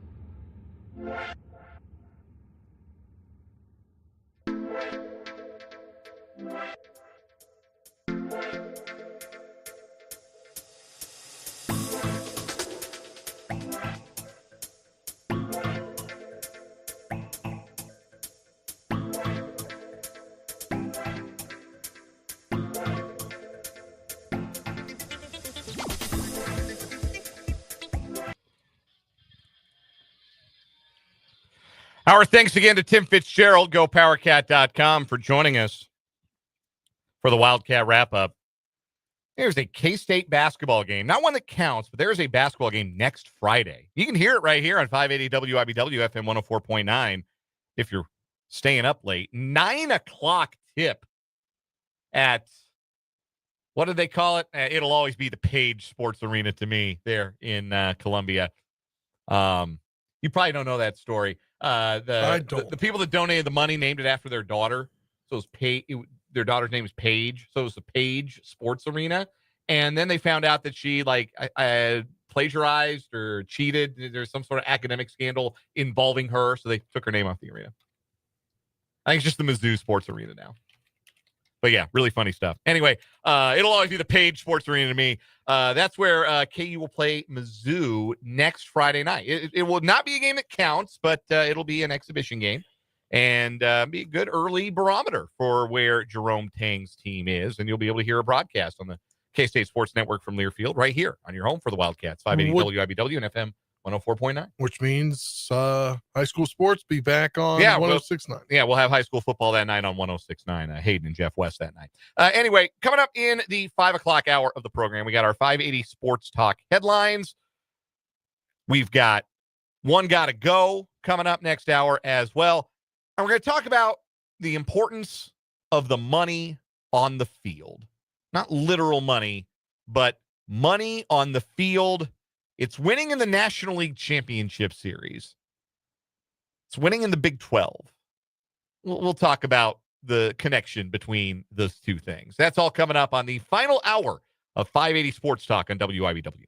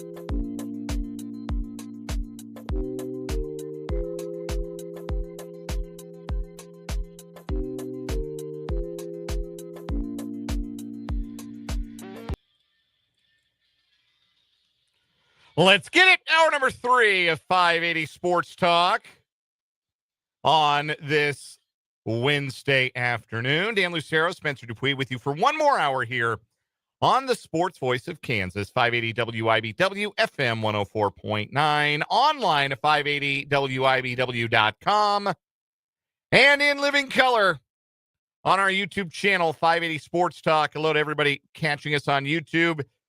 If you've never done it before, no day like today to check out the YouTube stream and go subscribe to the channel, 580 Sports Talk. Subscribe to the YouTube channel today.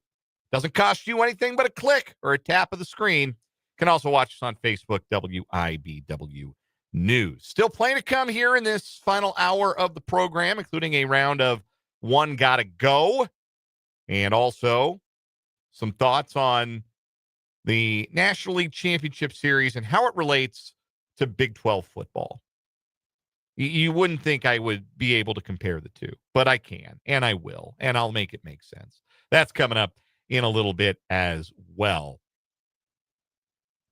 Plus, of course, 580 Sports Talk headlines. We want to hear from you. Live chat is open on the YouTube channel.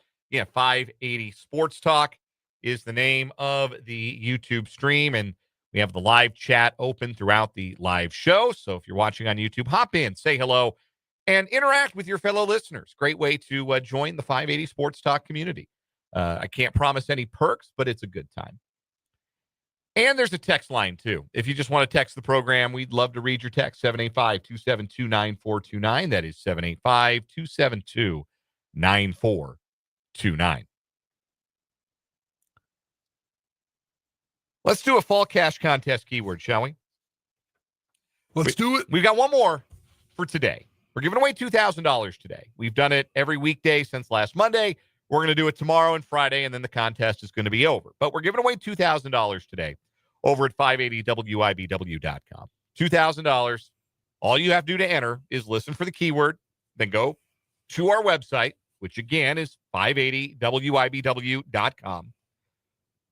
Click on the contest tab, enter the keyword, enter whatever information it asks you to enter, and then you are registered with a chance to win. If you've already entered a keyword today, you can still enter this one. You can enter all the keywords. You can listen all day. You can park by your radio and listen all day and enter every other keyword. You could have entered all our keywords today, which in sequential order have been coffee, goal, radio, home, family, gift, friend, online photo, and you would be registered to win that many times. As many times as you enter the keyword, once per keyword, of course, once per hour, but give you a chance to win the $2,000. So this hour's keyword, you have from now until 6 o'clock to enter this keyword and get in on the contest for today. The keyword is phone, Phone, phone. I would hold up my phone to the camera. I could hold up the back of my phone. I hold up my front of my phone. I'm not sure I'm ready to put, I got a picture of my son on a swing as my phone background. You really do. Like, I never thought I'd be, I'm going to have pictures of my kids as my phone. Yeah, I'm definitely that guy. Like, it's all I can do. The keyword is phone. Let me finish doing the business here, and then I can do the anecdote. The keyword is phone. Go enter the keyword, 580WIBW.com. And have a chance to win. You'll be registered for a chance to win $2,000 from 580WIBW.com. So, yeah, I never thought I was going to be the guy that had my kids as my picture on my cell phone background. But it is everything I can do, honest to goodness. Not to just stop everybody or constantly post to social media like, hey, my kid did something amazing today. Which, you know, the bar is low for what amazing is for a 16-month-old. It's all amazing. Yeah. It's just all a freaking miracle every single day. And everybody who's had children, I'm sure, can relate to this. But it is. Like, I just want to show everybody pictures because he's just the cutest kid. And I just want to brag on him. I just want to tell the whole world how great I think he is. And yeah, so that is the coolest part of being a dad, is just how much in love you are with your kid. Last night we were playing with blocks, and they were these foam blocks, not like wooden blocks, these foam blocks. And my wife and I would build like a little tower or a castle or something, and Asher would come and knock it down and laugh. It's just the funniest thing in the world to him that he could knock it down. And I was talking to my wife, and I said, you know, we're going to have to teach him that when somebody else makes something with blocks, it's not for him to go and knock down. And Abby, much more experienced with children than I am, both in the sense that she is literally a teacher, but also in the sense she was around, kids. She was a babysitter and all that when she was growing up in a way that I was not. And she said, yeah, good luck with that. Good luck with teaching him that at 16 months. Mark, absolutely true in the YouTube comments that our phones are now the let me show you pictures of my kids' wallet foldouts. Yeah, you used to have the pictures of your kid in your wallet. Now it's just they live on your phones. I had to buy iCloud storage. I didn't have extra iCloud storage before. I just bought the big phone, so I never had to worry about having like too much stuff on my phone. What was I taking pictures of? Like stadiums I've been to, hot dogs I've eaten, like stuff like that. Like that just stuff didn't need to live on my phone. But now, like 1 year of having a child, and it's I gotta go the Apple store. I gotta get some iCloud storage. I got a question for you, not necessarily kid related, but you said your kid Asher is now the background to your phone. Yes, he is. Where do you come down on phone backgrounds? Because every single time my girlfriend jokingly, I think she's serious about this. I'll show my phone background right now. I'm just a generic guy. The generic background. Like, I don't have a problem with that. I think that it's a way you're personalizing your phone, right? And you can personalize it any way you'd like. I've had just like a design, like a laptop wallpaper. Yeah. I treated it like that for a long time. So like I had a picture of like the Denver skyline with a Rockies logo. That was my phone background for a while. Or I had one that was a similar sort of idea with like the Nuggets logo, or when the Avalanche won the cup, I had a Stanley Cup Champions one for a while. Yeah. Like I can customize it like that. I always thought it was kind of fun to be able to pick up my phone and see that. And it reminds me of home, or it reminds you, like, I like the idea of you tap your phone and you see something that will make you smile. Whether that's your favorite team or your favorite band or your hometown, or a picture of your family, picture of your kids. I am totally all about like tapping your phone. You see something that makes you smile. I think that's great. If you're not, and for some people, it ain't that deep. Like we had a text from the 913 says, my cell phone background has been plain black for 20 years and counting. I respect it. Yeah, that's fine. Like it is a step or two to set a phone background. And if you're not willing to take that step, that's fine. Like, I'm not here to judge anybody. I don't judge somebody. I don't look at you and your phone background and think, wow, Spencer is lazy because he didn't set a phone background. That's aesthetically pleasing. Hey, if you like it, you like it. It's for you. It's not for anyone else, right? Yeah. Well, plus, like, sometimes, like, she was getting mad at me because I didn't have a picture of her and I on there. And I was like, it's not going to sit right in the frame, and then it's going to be like my notifications are over our faces. Like, what's the point? I had an ex that was very insistent that your phone background should be of you and the person that you are with. Very insistent. The point, it was a real point of contention in our relationship, and one of many, many clues that the relationship should not have lasted as long as it did. Yeah. So, that made me laugh. Our texter from the 913 has a friendly suggestion for you, Spencer. You could use me as your background. You get a picture of me, and you can put it on your background. Be reminded of me, as if you don't look at me often enough during the day. It's very funny. Yes. Text from the 785 says newer phones can set a slideshow as a background. I don't have to look into doing that. Like, I don't have like the iOS 26. I'm an iPhone guy. I don't judge Android people. My dad's a staunch Android person with the green bubbles and everything, but like, I'm not gonna, not gonna stop talking to my dad over what cell phone he uses. It ain't that serious. But I do need to upgrade my phone though. I've had this phone for going on 5 years. I think it's like 12. I don't even know what number I think it's 12. I'm due an upgrade. I just haven't done it. I just got to go do it. Yeah, I just got mine last year because my phone basically stopped working. Yeah, that's I am very much, and this is how I treat like most technology. Like, I have a tablet that's about 10 years old, and I have a laptop that's going on 5 years old. I have a car that's plenty old. I use it till it doesn't work anymore. Like, I don't need to upgrade for the sake of upgrading. I use it till it drops, until it doesn't serve me anymore, and then I'll go get the next thing. Yeah. That's where I'm at. I'm glad that doesn't make me too old fashioned. I'm sure there are some people that think it does. Like, you got an iPhone 12, you Luddite. You're not on the iPhone 18iX with the gigantic screen and the process. Nah, not that serious, man. I check sports scores on this thing. The only thing I will judge you. I check sports scores and I look at pictures of my kid. That's it. I will judge you if you still have the button on your phone. The home Okay. button. Nah, actually, I think That's that like rocks. prehistoric. I think that rocks if you've got one of the old iPhones with the button because you missed the button. I think that rules. Mark B in the YouTube comments says he's got a cheap flip phone with a postage stamp size screen. You know who else can have a cheap flip phone that doesn't do much of anything? My son. I'm not letting him TikTok. I'm not letting him do nothing on a phone. He's going to have a brick. He's going to have the old Nokia with Snake on it that I had when I was a teenager. We need to have this discussion on the public airwaves on the radio. What grade does your wife teach again? First grade. Okay. She's not there yet. She doesn't have the age. My girlfriend teaches fourth grade. Uh-huh. These kids got cell phones. Yeah. Why do these kids need cell phones in fourth grade? I don't know, man. They weren't a thing when I was in fourth grade, so I can't tell you. I don't have a fourth grader yet. I couldn't tell you. High school was middle school was when I got mine. See, I was in high school. I was a sophomore in high school. I got one of those black Nokia phones, weighed about 13 pounds. You could commit felony assault with one of those. And the only game it had was Snake. We loved it. We loved it. We played Snake until our fingers fell off. I guess that's a lie. I got it like 3 weeks before the end of fifth grade. T9 texting, the whole thing.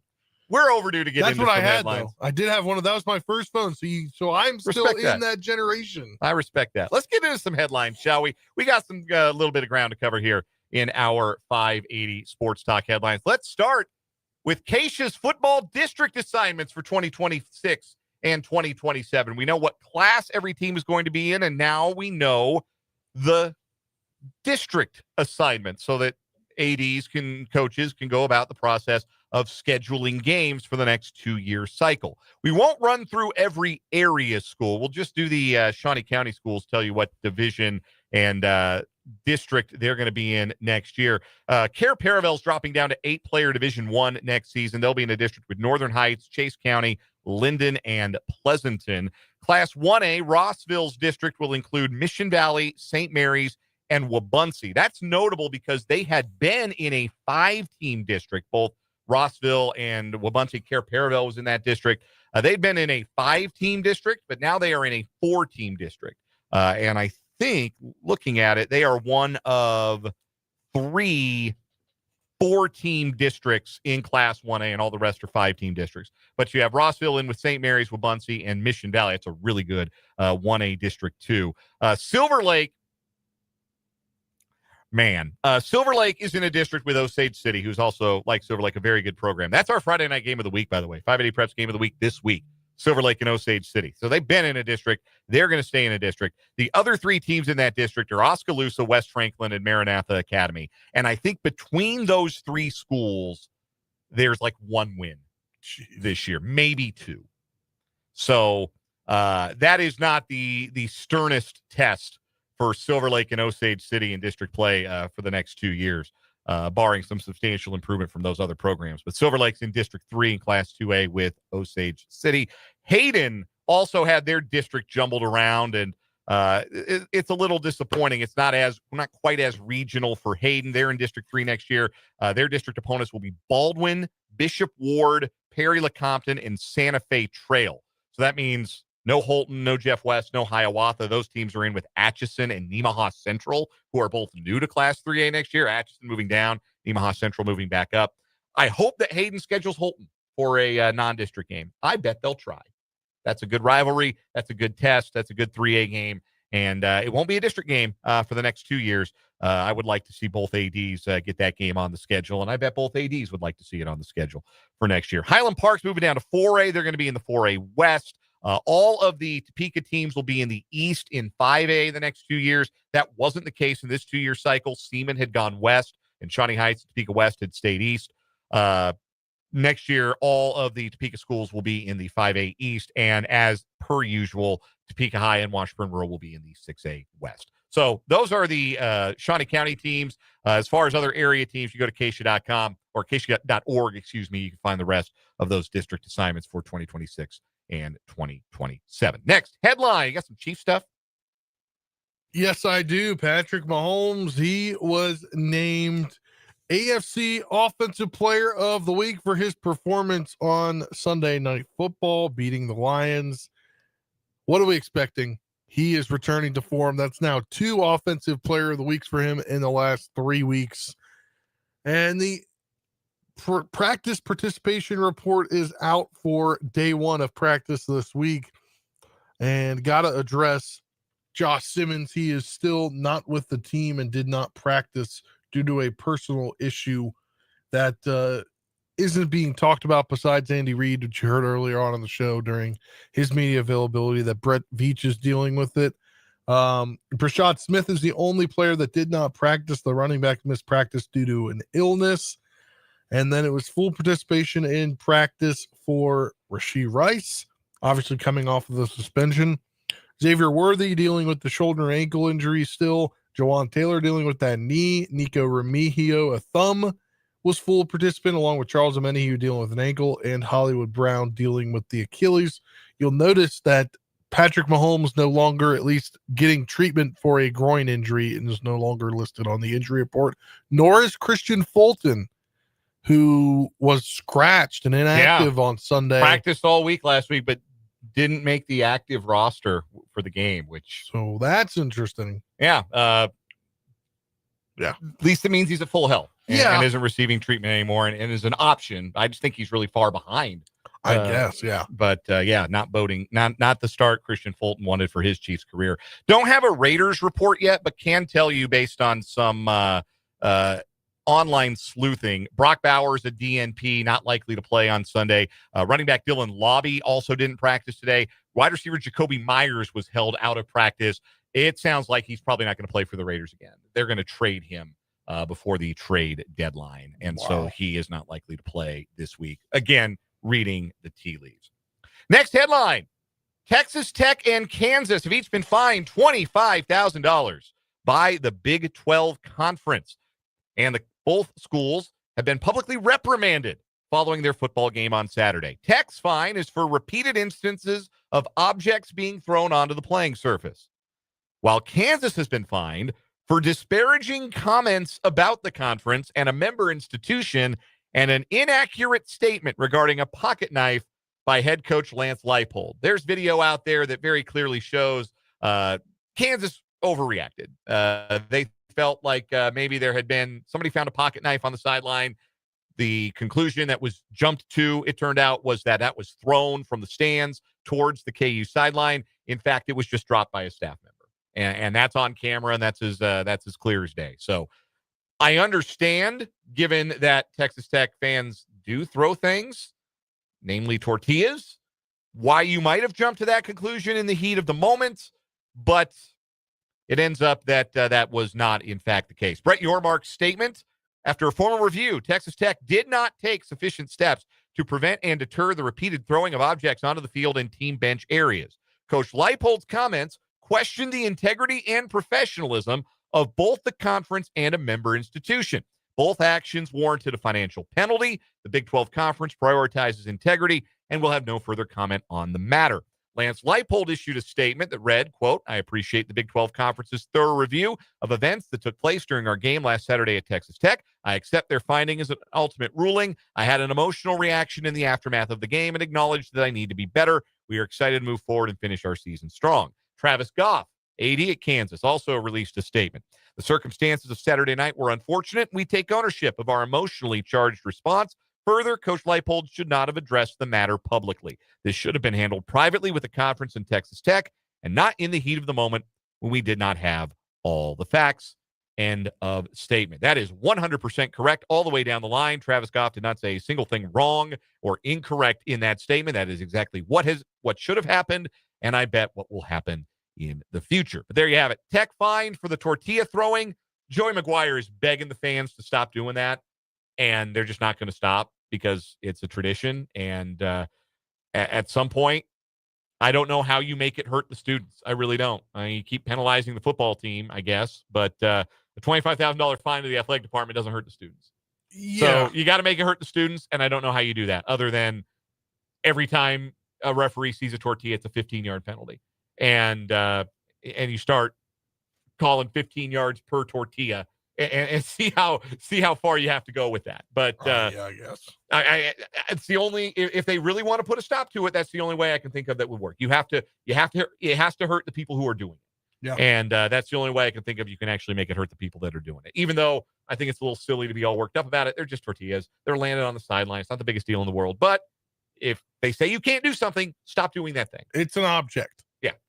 Don't stop throwing. If they say don't throw objects, don't throw objects, even if they are soft and made of flour and often delicious when stuffed with meat and other things. Give me a Royals headline, Spencer. Yeah, I've got a Royals headline and a little bit more that I found online. 3 Royals are Gold Glove finalists. That's Bobby Witt Jr., Miguel Garcia, and Kyle Isbell. Also, according to the MLBPA, the 2025 Players' Choice Award finalists include Witt Jr. for a finalist for the AL Outstanding Player. Noah Cameron is a finalist for AL Outstanding Rookie, and Michael Wacha is a finalist for the Philanthropist of the Year Award. Oh, that's very cool. Yep. Yeah, saw that earlier from being reported by Jake Eisenberg. So I did not know that there was a Player's Choice Philanthropist of the Year award. Didn't either. I saw it, so I figured I'd mention it. That's pretty cool. So Bobby Witt Jr. is going to win the Gold Glove at shortstop. Yeah. I'll save you the suspense. I'll save you the drama. He's going to win the Gold Glove. He might win the American League Platinum Glove for best overall defender in the league. Is what it sounds like. That Witt Jr. is going to he's going to win the Gold Glove at short. Miguel Garcia's got a pretty good chance to win it over at third. I'm trying to find the other Gold Glove finalists at third base. Let me pull those up. I've got them from MLB.com. The other shortstop finalists, for what it's worth, are Taylor Walls of the Rays and Corey Seager of the Rangers. Congratulations. Don't bother writing an acceptance speech, is what I would tell those guys. The third base nominees are Ernie Clement of the Blue Jays, Jose Ramirez of the Guardians, and Garcia of the Royals. For what it's worth, Garcia led all American League third basemen with defensive runs saved and was tied for 7th in Major League Baseball at plus 17 outs above average. He clears both of the other finalists, so I think there's a pretty good chance that the entire left side of the Royals off defense is golden. I don't think Kyle Isbell is going to win the center field Gold Glove, but it is very cool that he has been nominated for the first time in his career. He's always been a solid defensive center fielder. I think he's going to lose out to Cedar Rafaela of the Red Sox. Julio Rodriguez of the Mariners is the other finalist out there in center field. To address the there's something from the text line from the 785 regarding Scott Sharp, who is the senior vice president of Major League Operations and assistant general manager of the Royals. There is reporting that he has interviewed for the open president of baseball operations position with the Colorado Rockies. The Rockies have not yet made or announced a hire, but Sharp is one of 3 known interviewees for the position. Sharp has previously interviewed. It sounded like he was a finalist in Washington for their front office job. I believe so. Before they went a different direction. So Sharp is really well regarded. He's been with the Royals again for 19 years. And did get an interview with Colorado for their open president of baseball operations gig. So now that we're on baseball, let's finish up the headlines with a playoff roundup. Let's get our playoff roundup. It's time for the 580 Sports Talk playoff roundup.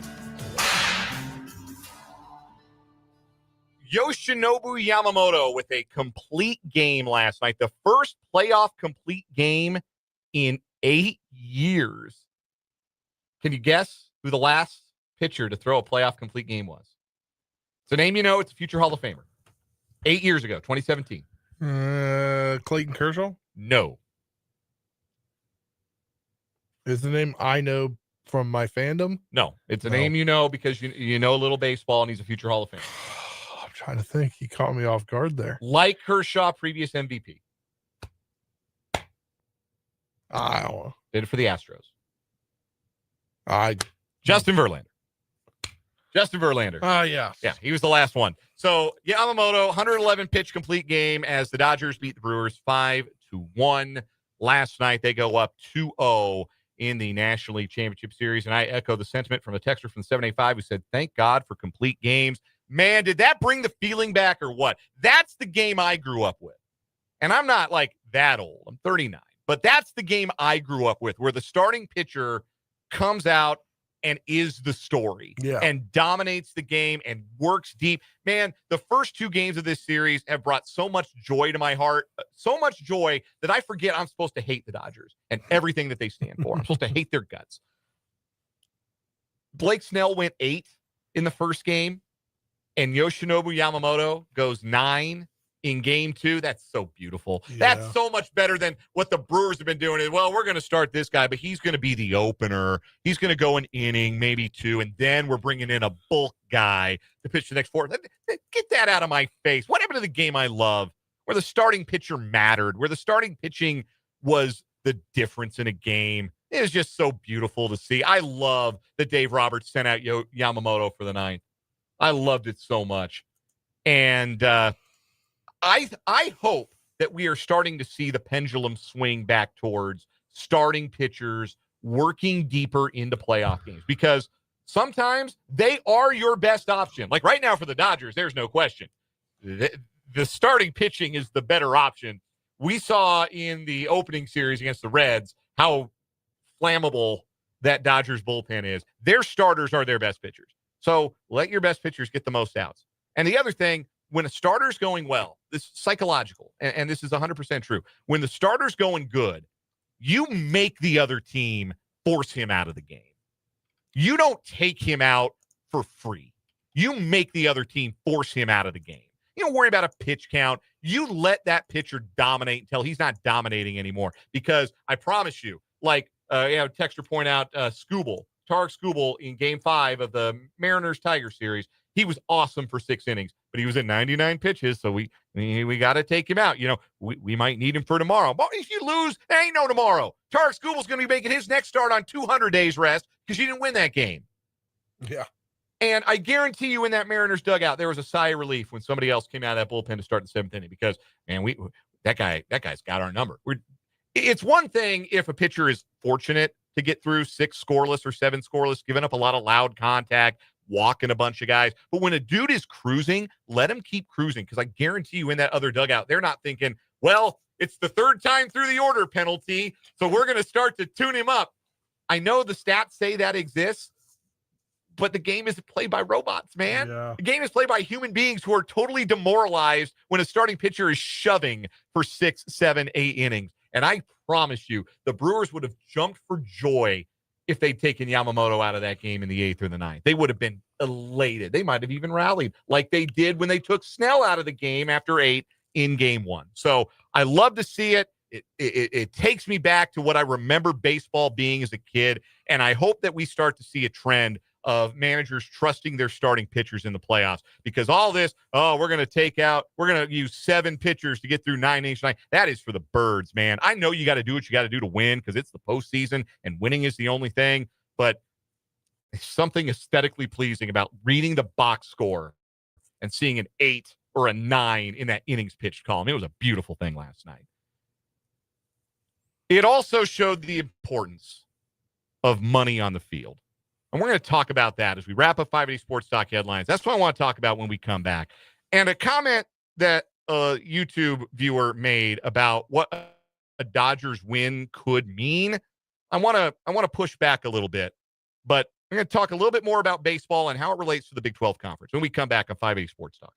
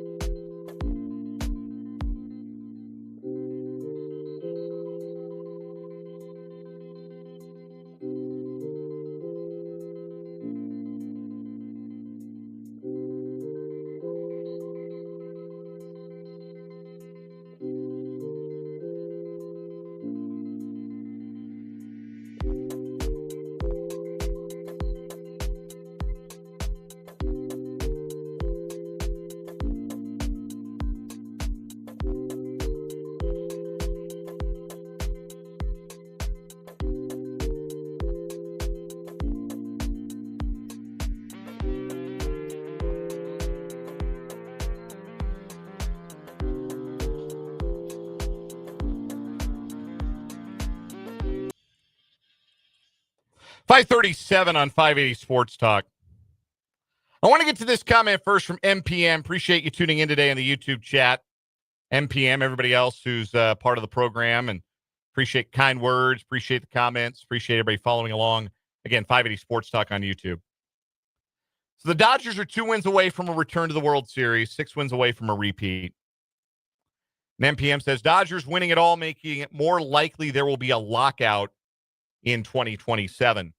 Jeff Passan, who I love and respect and have met, he's a great guy, and I think he's an outstanding chronicler of all things baseball. Jeff Passan had an article at ESPN.com the other day that said that Dodgers-Brewers is a battle for the sport's future because, and his thesis is the same as MPM's thesis here, that if the Dodgers win, it will be more ammo for owners who want there to be a salary cap in Major League Baseball, which is something that the Players Association has famously pushed back on every time there has ever been a labor negotiation, and they have been successful. It's the only major sport without a salary cap, Major League Baseball, only major sports league without one. And the thought that Passan expressed was that if the Dodgers and their big payroll beat the Brewers and their less big payroll, then more owners are going to say, yeah, the solution is a salary cap. And I thought Passan was completely wrong for that because, like I just mentioned, the Players Association has had to push back against the salary cap in baseball at every turn in every labor negotiation since the 90s. It does not matter who wins the National League Championship Series. Dick Monfort's still going to want a salary cap. Bob Nutting in Pittsburgh is still going to angle for a salary cap. The poor owners who don't want to spend their money, who think it's too hard to build a winning team because they won't open the purse strings, they won't cut the checks, they're still going to want a salary cap. The owners are always going to want a salary cap. They would want a salary cap if the Brewers win the next 4 games and sweep whoever in the World Series. They would still say, well, the Dodgers, I mean, you look how far they went, and we just can't compete with them. And by the way, the head owner when it comes to labor negotiations, the guy at the head of the table is Dick Monfort, the owner of the Colorado Rockies. So trust and believe. The Dodgers winning has nothing to do with whether or not there will be a push for a salary cap and whether or not there will be a lockout in 2027.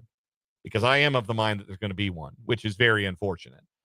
And it's going to be because the owners are going to push harder than they ever have before for a salary cap, and the players are going to push back just as hard as they've always pushed back. But I don't think that has anything to do with who wins the National League Championship Series. What is happening in the National League Championship Series is the money on the field is winning. Blake Snell is game 1 starter for the Los Angeles Dodgers. Would you like to guess how much money he's making this year? Like $38 million a year. It's a lot. It's not quite that much. It is just shy of $28 million a year. Okay. Yeah, he's on a 5-year, $182 million contract. So 5 years for $182 million. Milwaukee's payroll for the season, $75 million. 24th in baseball. Yep. And before each of the last 2 seasons, the Brewers have slashed payroll. Remember they traded Corbin Burns for like a bag of magic beans? Yeah. Like, I don't even remember who they got for Corbin Burns because those guys aren't really playing, not really play a role for this Brewers team. But they traded an ace in his prime entering the final year of his contract because, we just couldn't possibly pay Corbin Burns. We couldn't possibly. Now, obviously, Burns got hurt. He got his big contract from the Diamondbacks and unfortunately blew out this year. He needed Tommy John surgery. He might not pitch until the very end of next year if we even see him in 2026. That's the risk you run when you pay pitchers. Pitchers are built to burn out anymore. And so it's DL Hall and Joey Ortiz. Thank you for that. Yeah, Joey Ortiz, I don't believe is on the postseason roster, and I know DL Hall isn't. So, yeah, that's what they got for ace Corbin Burns, and strictly because they didn't want to pay him. They didn't want to pay him any money. This has been a Milwaukee team that has slashed payroll each of the last 2 years, and they keep winning, and that's a huge credit to them. But then you run into a pitcher who is making $28 million a year, and he's got 2 Cy Youngs, and he pitches like a $28 million a year pitcher. And then the next guy you face in game 2 is on a 12-year, $325 million contract, Yoshinobu Yamamoto, and he's a lot better than all of your hitters. Christian Yelich this year made $24 million. Would you like to guess who is the second highest paid hitter on the Milwaukee Brewers lineup? I don't even know, but I'm looking. Rhys Hoskins. I'm looking at, and I don't think he starts anymore. Does Rhys Hoskins even play? I don't know, but I'm looking at this payroll salary for the Dodgers. It is just absurdly crazy how they're doing all this. Like, all these guys are like, yeah, I don't want to be the highest paid. I'll be decently paid. I'll join your team. Well, Shohei Ohtani's deferring all his money until he's like in his 60s. Like, there is an element of that has happened that is unique to the Dodgers. But like, Tanner Scott the Dodgers gave Tanner Scott 4 years and $72 million this offseason, and he's hurt. And he wasn't particularly good before he got hurt. If the Brewers were without a guy making $18 million a year, they have two guys that are making that much money. Well, three. Tanner Scott's only making 13. I'm talking per year. Yeah. I mean per year. On a per year basis, he would be the third highest paid Brewer. If they were without him, like, imagine the disaster that would mean for the Brewers. The Dodgers could just shrug it off and be like, yeah, whatever. Here's Roki Sasaki. He's our new closer. He's on what are they paying Roki Sasaki? It's ridiculous what they're paying him to. He's on a stupid contract. Can't even find him here on Cott's contracts. I don't know why. But the point I'm making is this. It's wonderful what the Brewers have built, but there's no replacement for dudes, and dudes cost money, and money on the field wins. Money on the field wins in baseball. Money on the field is winning in the Big 12 conference right now. And obviously it's a different scale we're talking about here, but Texas Tech is paying $28 million in NIL money for their roster this year. And they are killing people. It is not just that they are undefeated through Big 12 play. They are GATAing. You know what that means? They are getting after that. Yeah. You know what? They are crushing teams from the get-go. No team is better in the first quarter of games than Texas Tech. And I have a theory as to why that is. They're so much better than every other Big 12 team in the trenches that there's just no simulating what that's going to be like.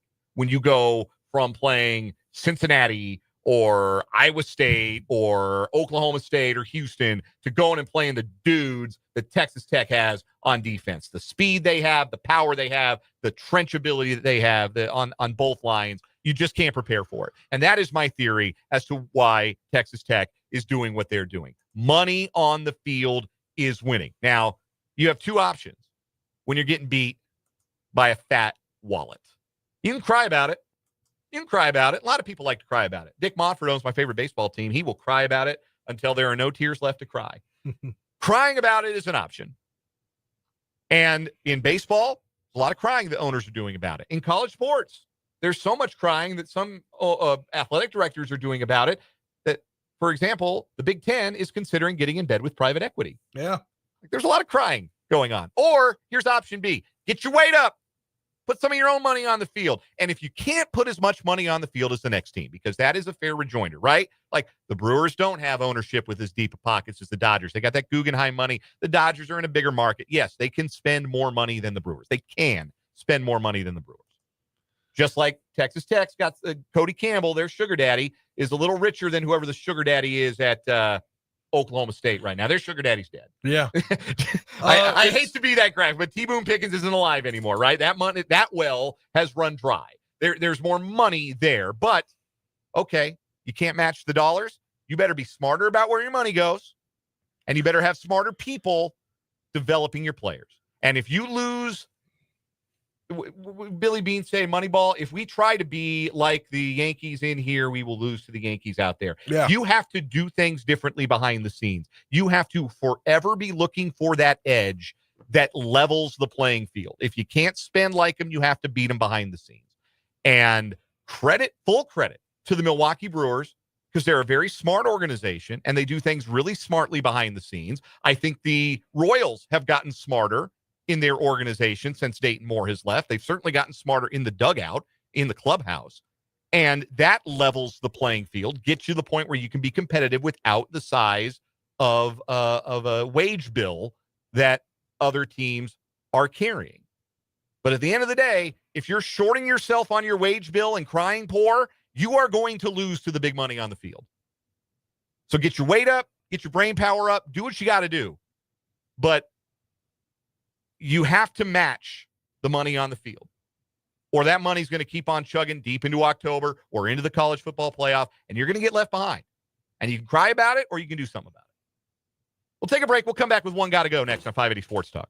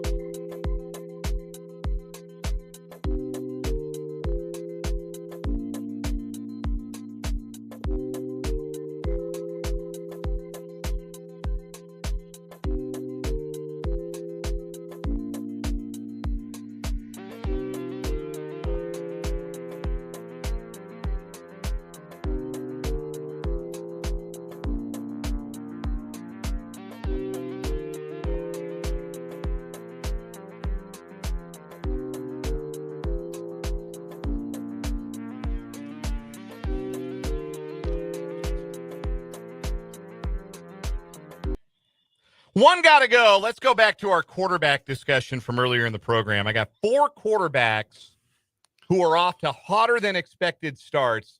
Give me one quarterback you think does not sustain it. Daniel Jones, Sam Darnold, Dak Prescott, Baker Mayfield. Ooh. I think Dak sustains it, but they don't make the playoffs. I think he's a great stat guy. If you looked at his stats, he looks like he should be winning. He should have multiple Super Bowls if you just look through his stats. Mm-hmm. I think I think Baker's going to get everybody back at some point. It looks like Mike Evans might return. Yeah, we might even see better from Baker Mayfield. Yeah, that's what I'm saying. When they get Evans, Godwin back, Ibuka was banged up, and then they're going to get their offensive line healthy. Yeah, so I think we've got even better things to come for Baker as they're going to take control of that division and just skyrocket there. It is between Darnold and who's the other quarterback? Daniel Jones. Yes. I think Daniel Jones loves his new rookie tight end, Tyler Warren. I think that no matter what, he's got Tyler Warren to throw to. So I think it's going to be your guy, Sam Darnold, who you're not really all there yet about. I'm not convinced he's ever going to be your answer in a big game for sure. But I think what he's doing in the regular season is a little bit sustainable. I am absolutely in agreement with this texter from 785 who says every time Dak Prescott got to go. I have seen Dak. I bet American currency on Dak Prescott to win an MVP 2 seasons ago when Dallas was red hot coming down the stretch. This year they went 12-5. They pummeled the Eagles on Sunday Night Football to go to 10-3, and Dak threw for 256. And that night, I bet American currency on Dak Prescott to win the MVP. They then lost their next 2 games. And spoiler alert, Dak didn't win the MVP, and they got dumped out of the playoffs by the Packers. So we've seen this with Dak. We've seen it for longer periods of time. Also, their team is just stinky. Like it's going to be more and more and more on his shoulders, even though he is going to get CeeDee Lamb back this week, which is going to help. I agree with the texture from the 785 just came in. Dak is the best regular season quarterback. I think he's the best regular season quarterback, but he is a great regular season quarterback. There's no question about that. He led the league in touchdown passes in 2023. Yeah. Second team All-Pro runner-up for MVP. I wasn't crazy. It wasn't a total waste of money. I didn't win anything, so I guess if you don't win, it's a waste. But I wasn't completely off my nut when I did that.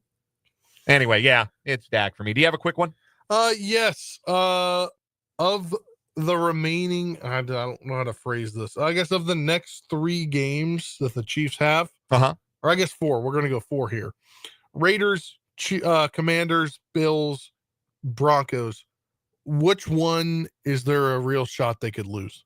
Most likely to lose? Yeah. Ooh, that's really interesting. Man, I almost wish we had more time for this. I don't think they're losing the Raiders. I don't think they're losing the Commanders. So it's between the Bills and the Broncos for me.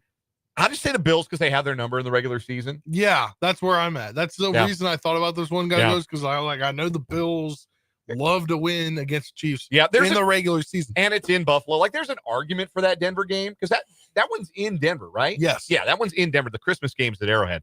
But I don't think the Broncos are actually good. Like I think the best team on that list is the team likeliest to beat them. And it's the team that's kind of owned them in the regular season. We'll take one last time out, come back and wrap up 580 Sports Talk next.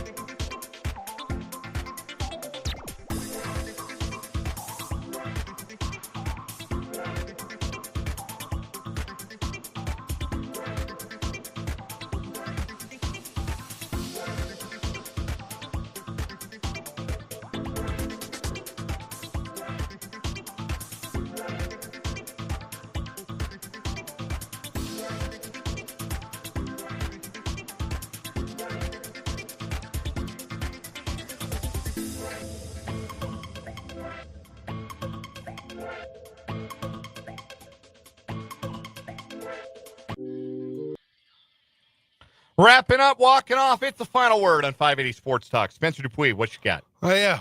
The NCAA, love them or hate them. You really got to hate them for the decision that came down just 2 weeks ago for K-State women's basketball's Kennedy Taylor. She started another year of grad classes, I'm assuming, came back, started grad classes, was starting to work out, and then got told 2 weeks ago is roughly the beginning of October, the end of September, that she could not play, that her waiver was denied. The NCAA, we've got to figure something out here. Do this in June, July, heck, even early August, but before you come back to school. This is ridiculous. Yeah, that's a real shame what's happened there. Final word for me, I just want to talk about how much I love watching starting pitchers work deep into games. Man, that's the baseball I fell in love with as a kid. That made me want to be a pitcher when I was a kid. And that was the position I played in high school and extremely briefly in college. Those guys that would go deep into the games. Like one of the earliest baseball memories I have is 1991 Game 7 of the World Series. Jack Morris and John Smoltz pitched into the 9th and the 10th. the starting pitcher being the man, being the story, being in total control of the game. That's what you love to see, and I've enjoyed that quite a bit. Been enjoying the baseball. Really have. Mariners Blue Jays game 3 tonight. I think Jason asked who I think is going to win in the YouTube comments. I think it's rolling downhill for the Mariners right now. I think they crush the Blue Jays tonight. That'll do it for 580 Sports Talk. We're back tomorrow from 3 until 6. For Spencer and Brendan, I am Dan. Have a great night, everybody. Good night.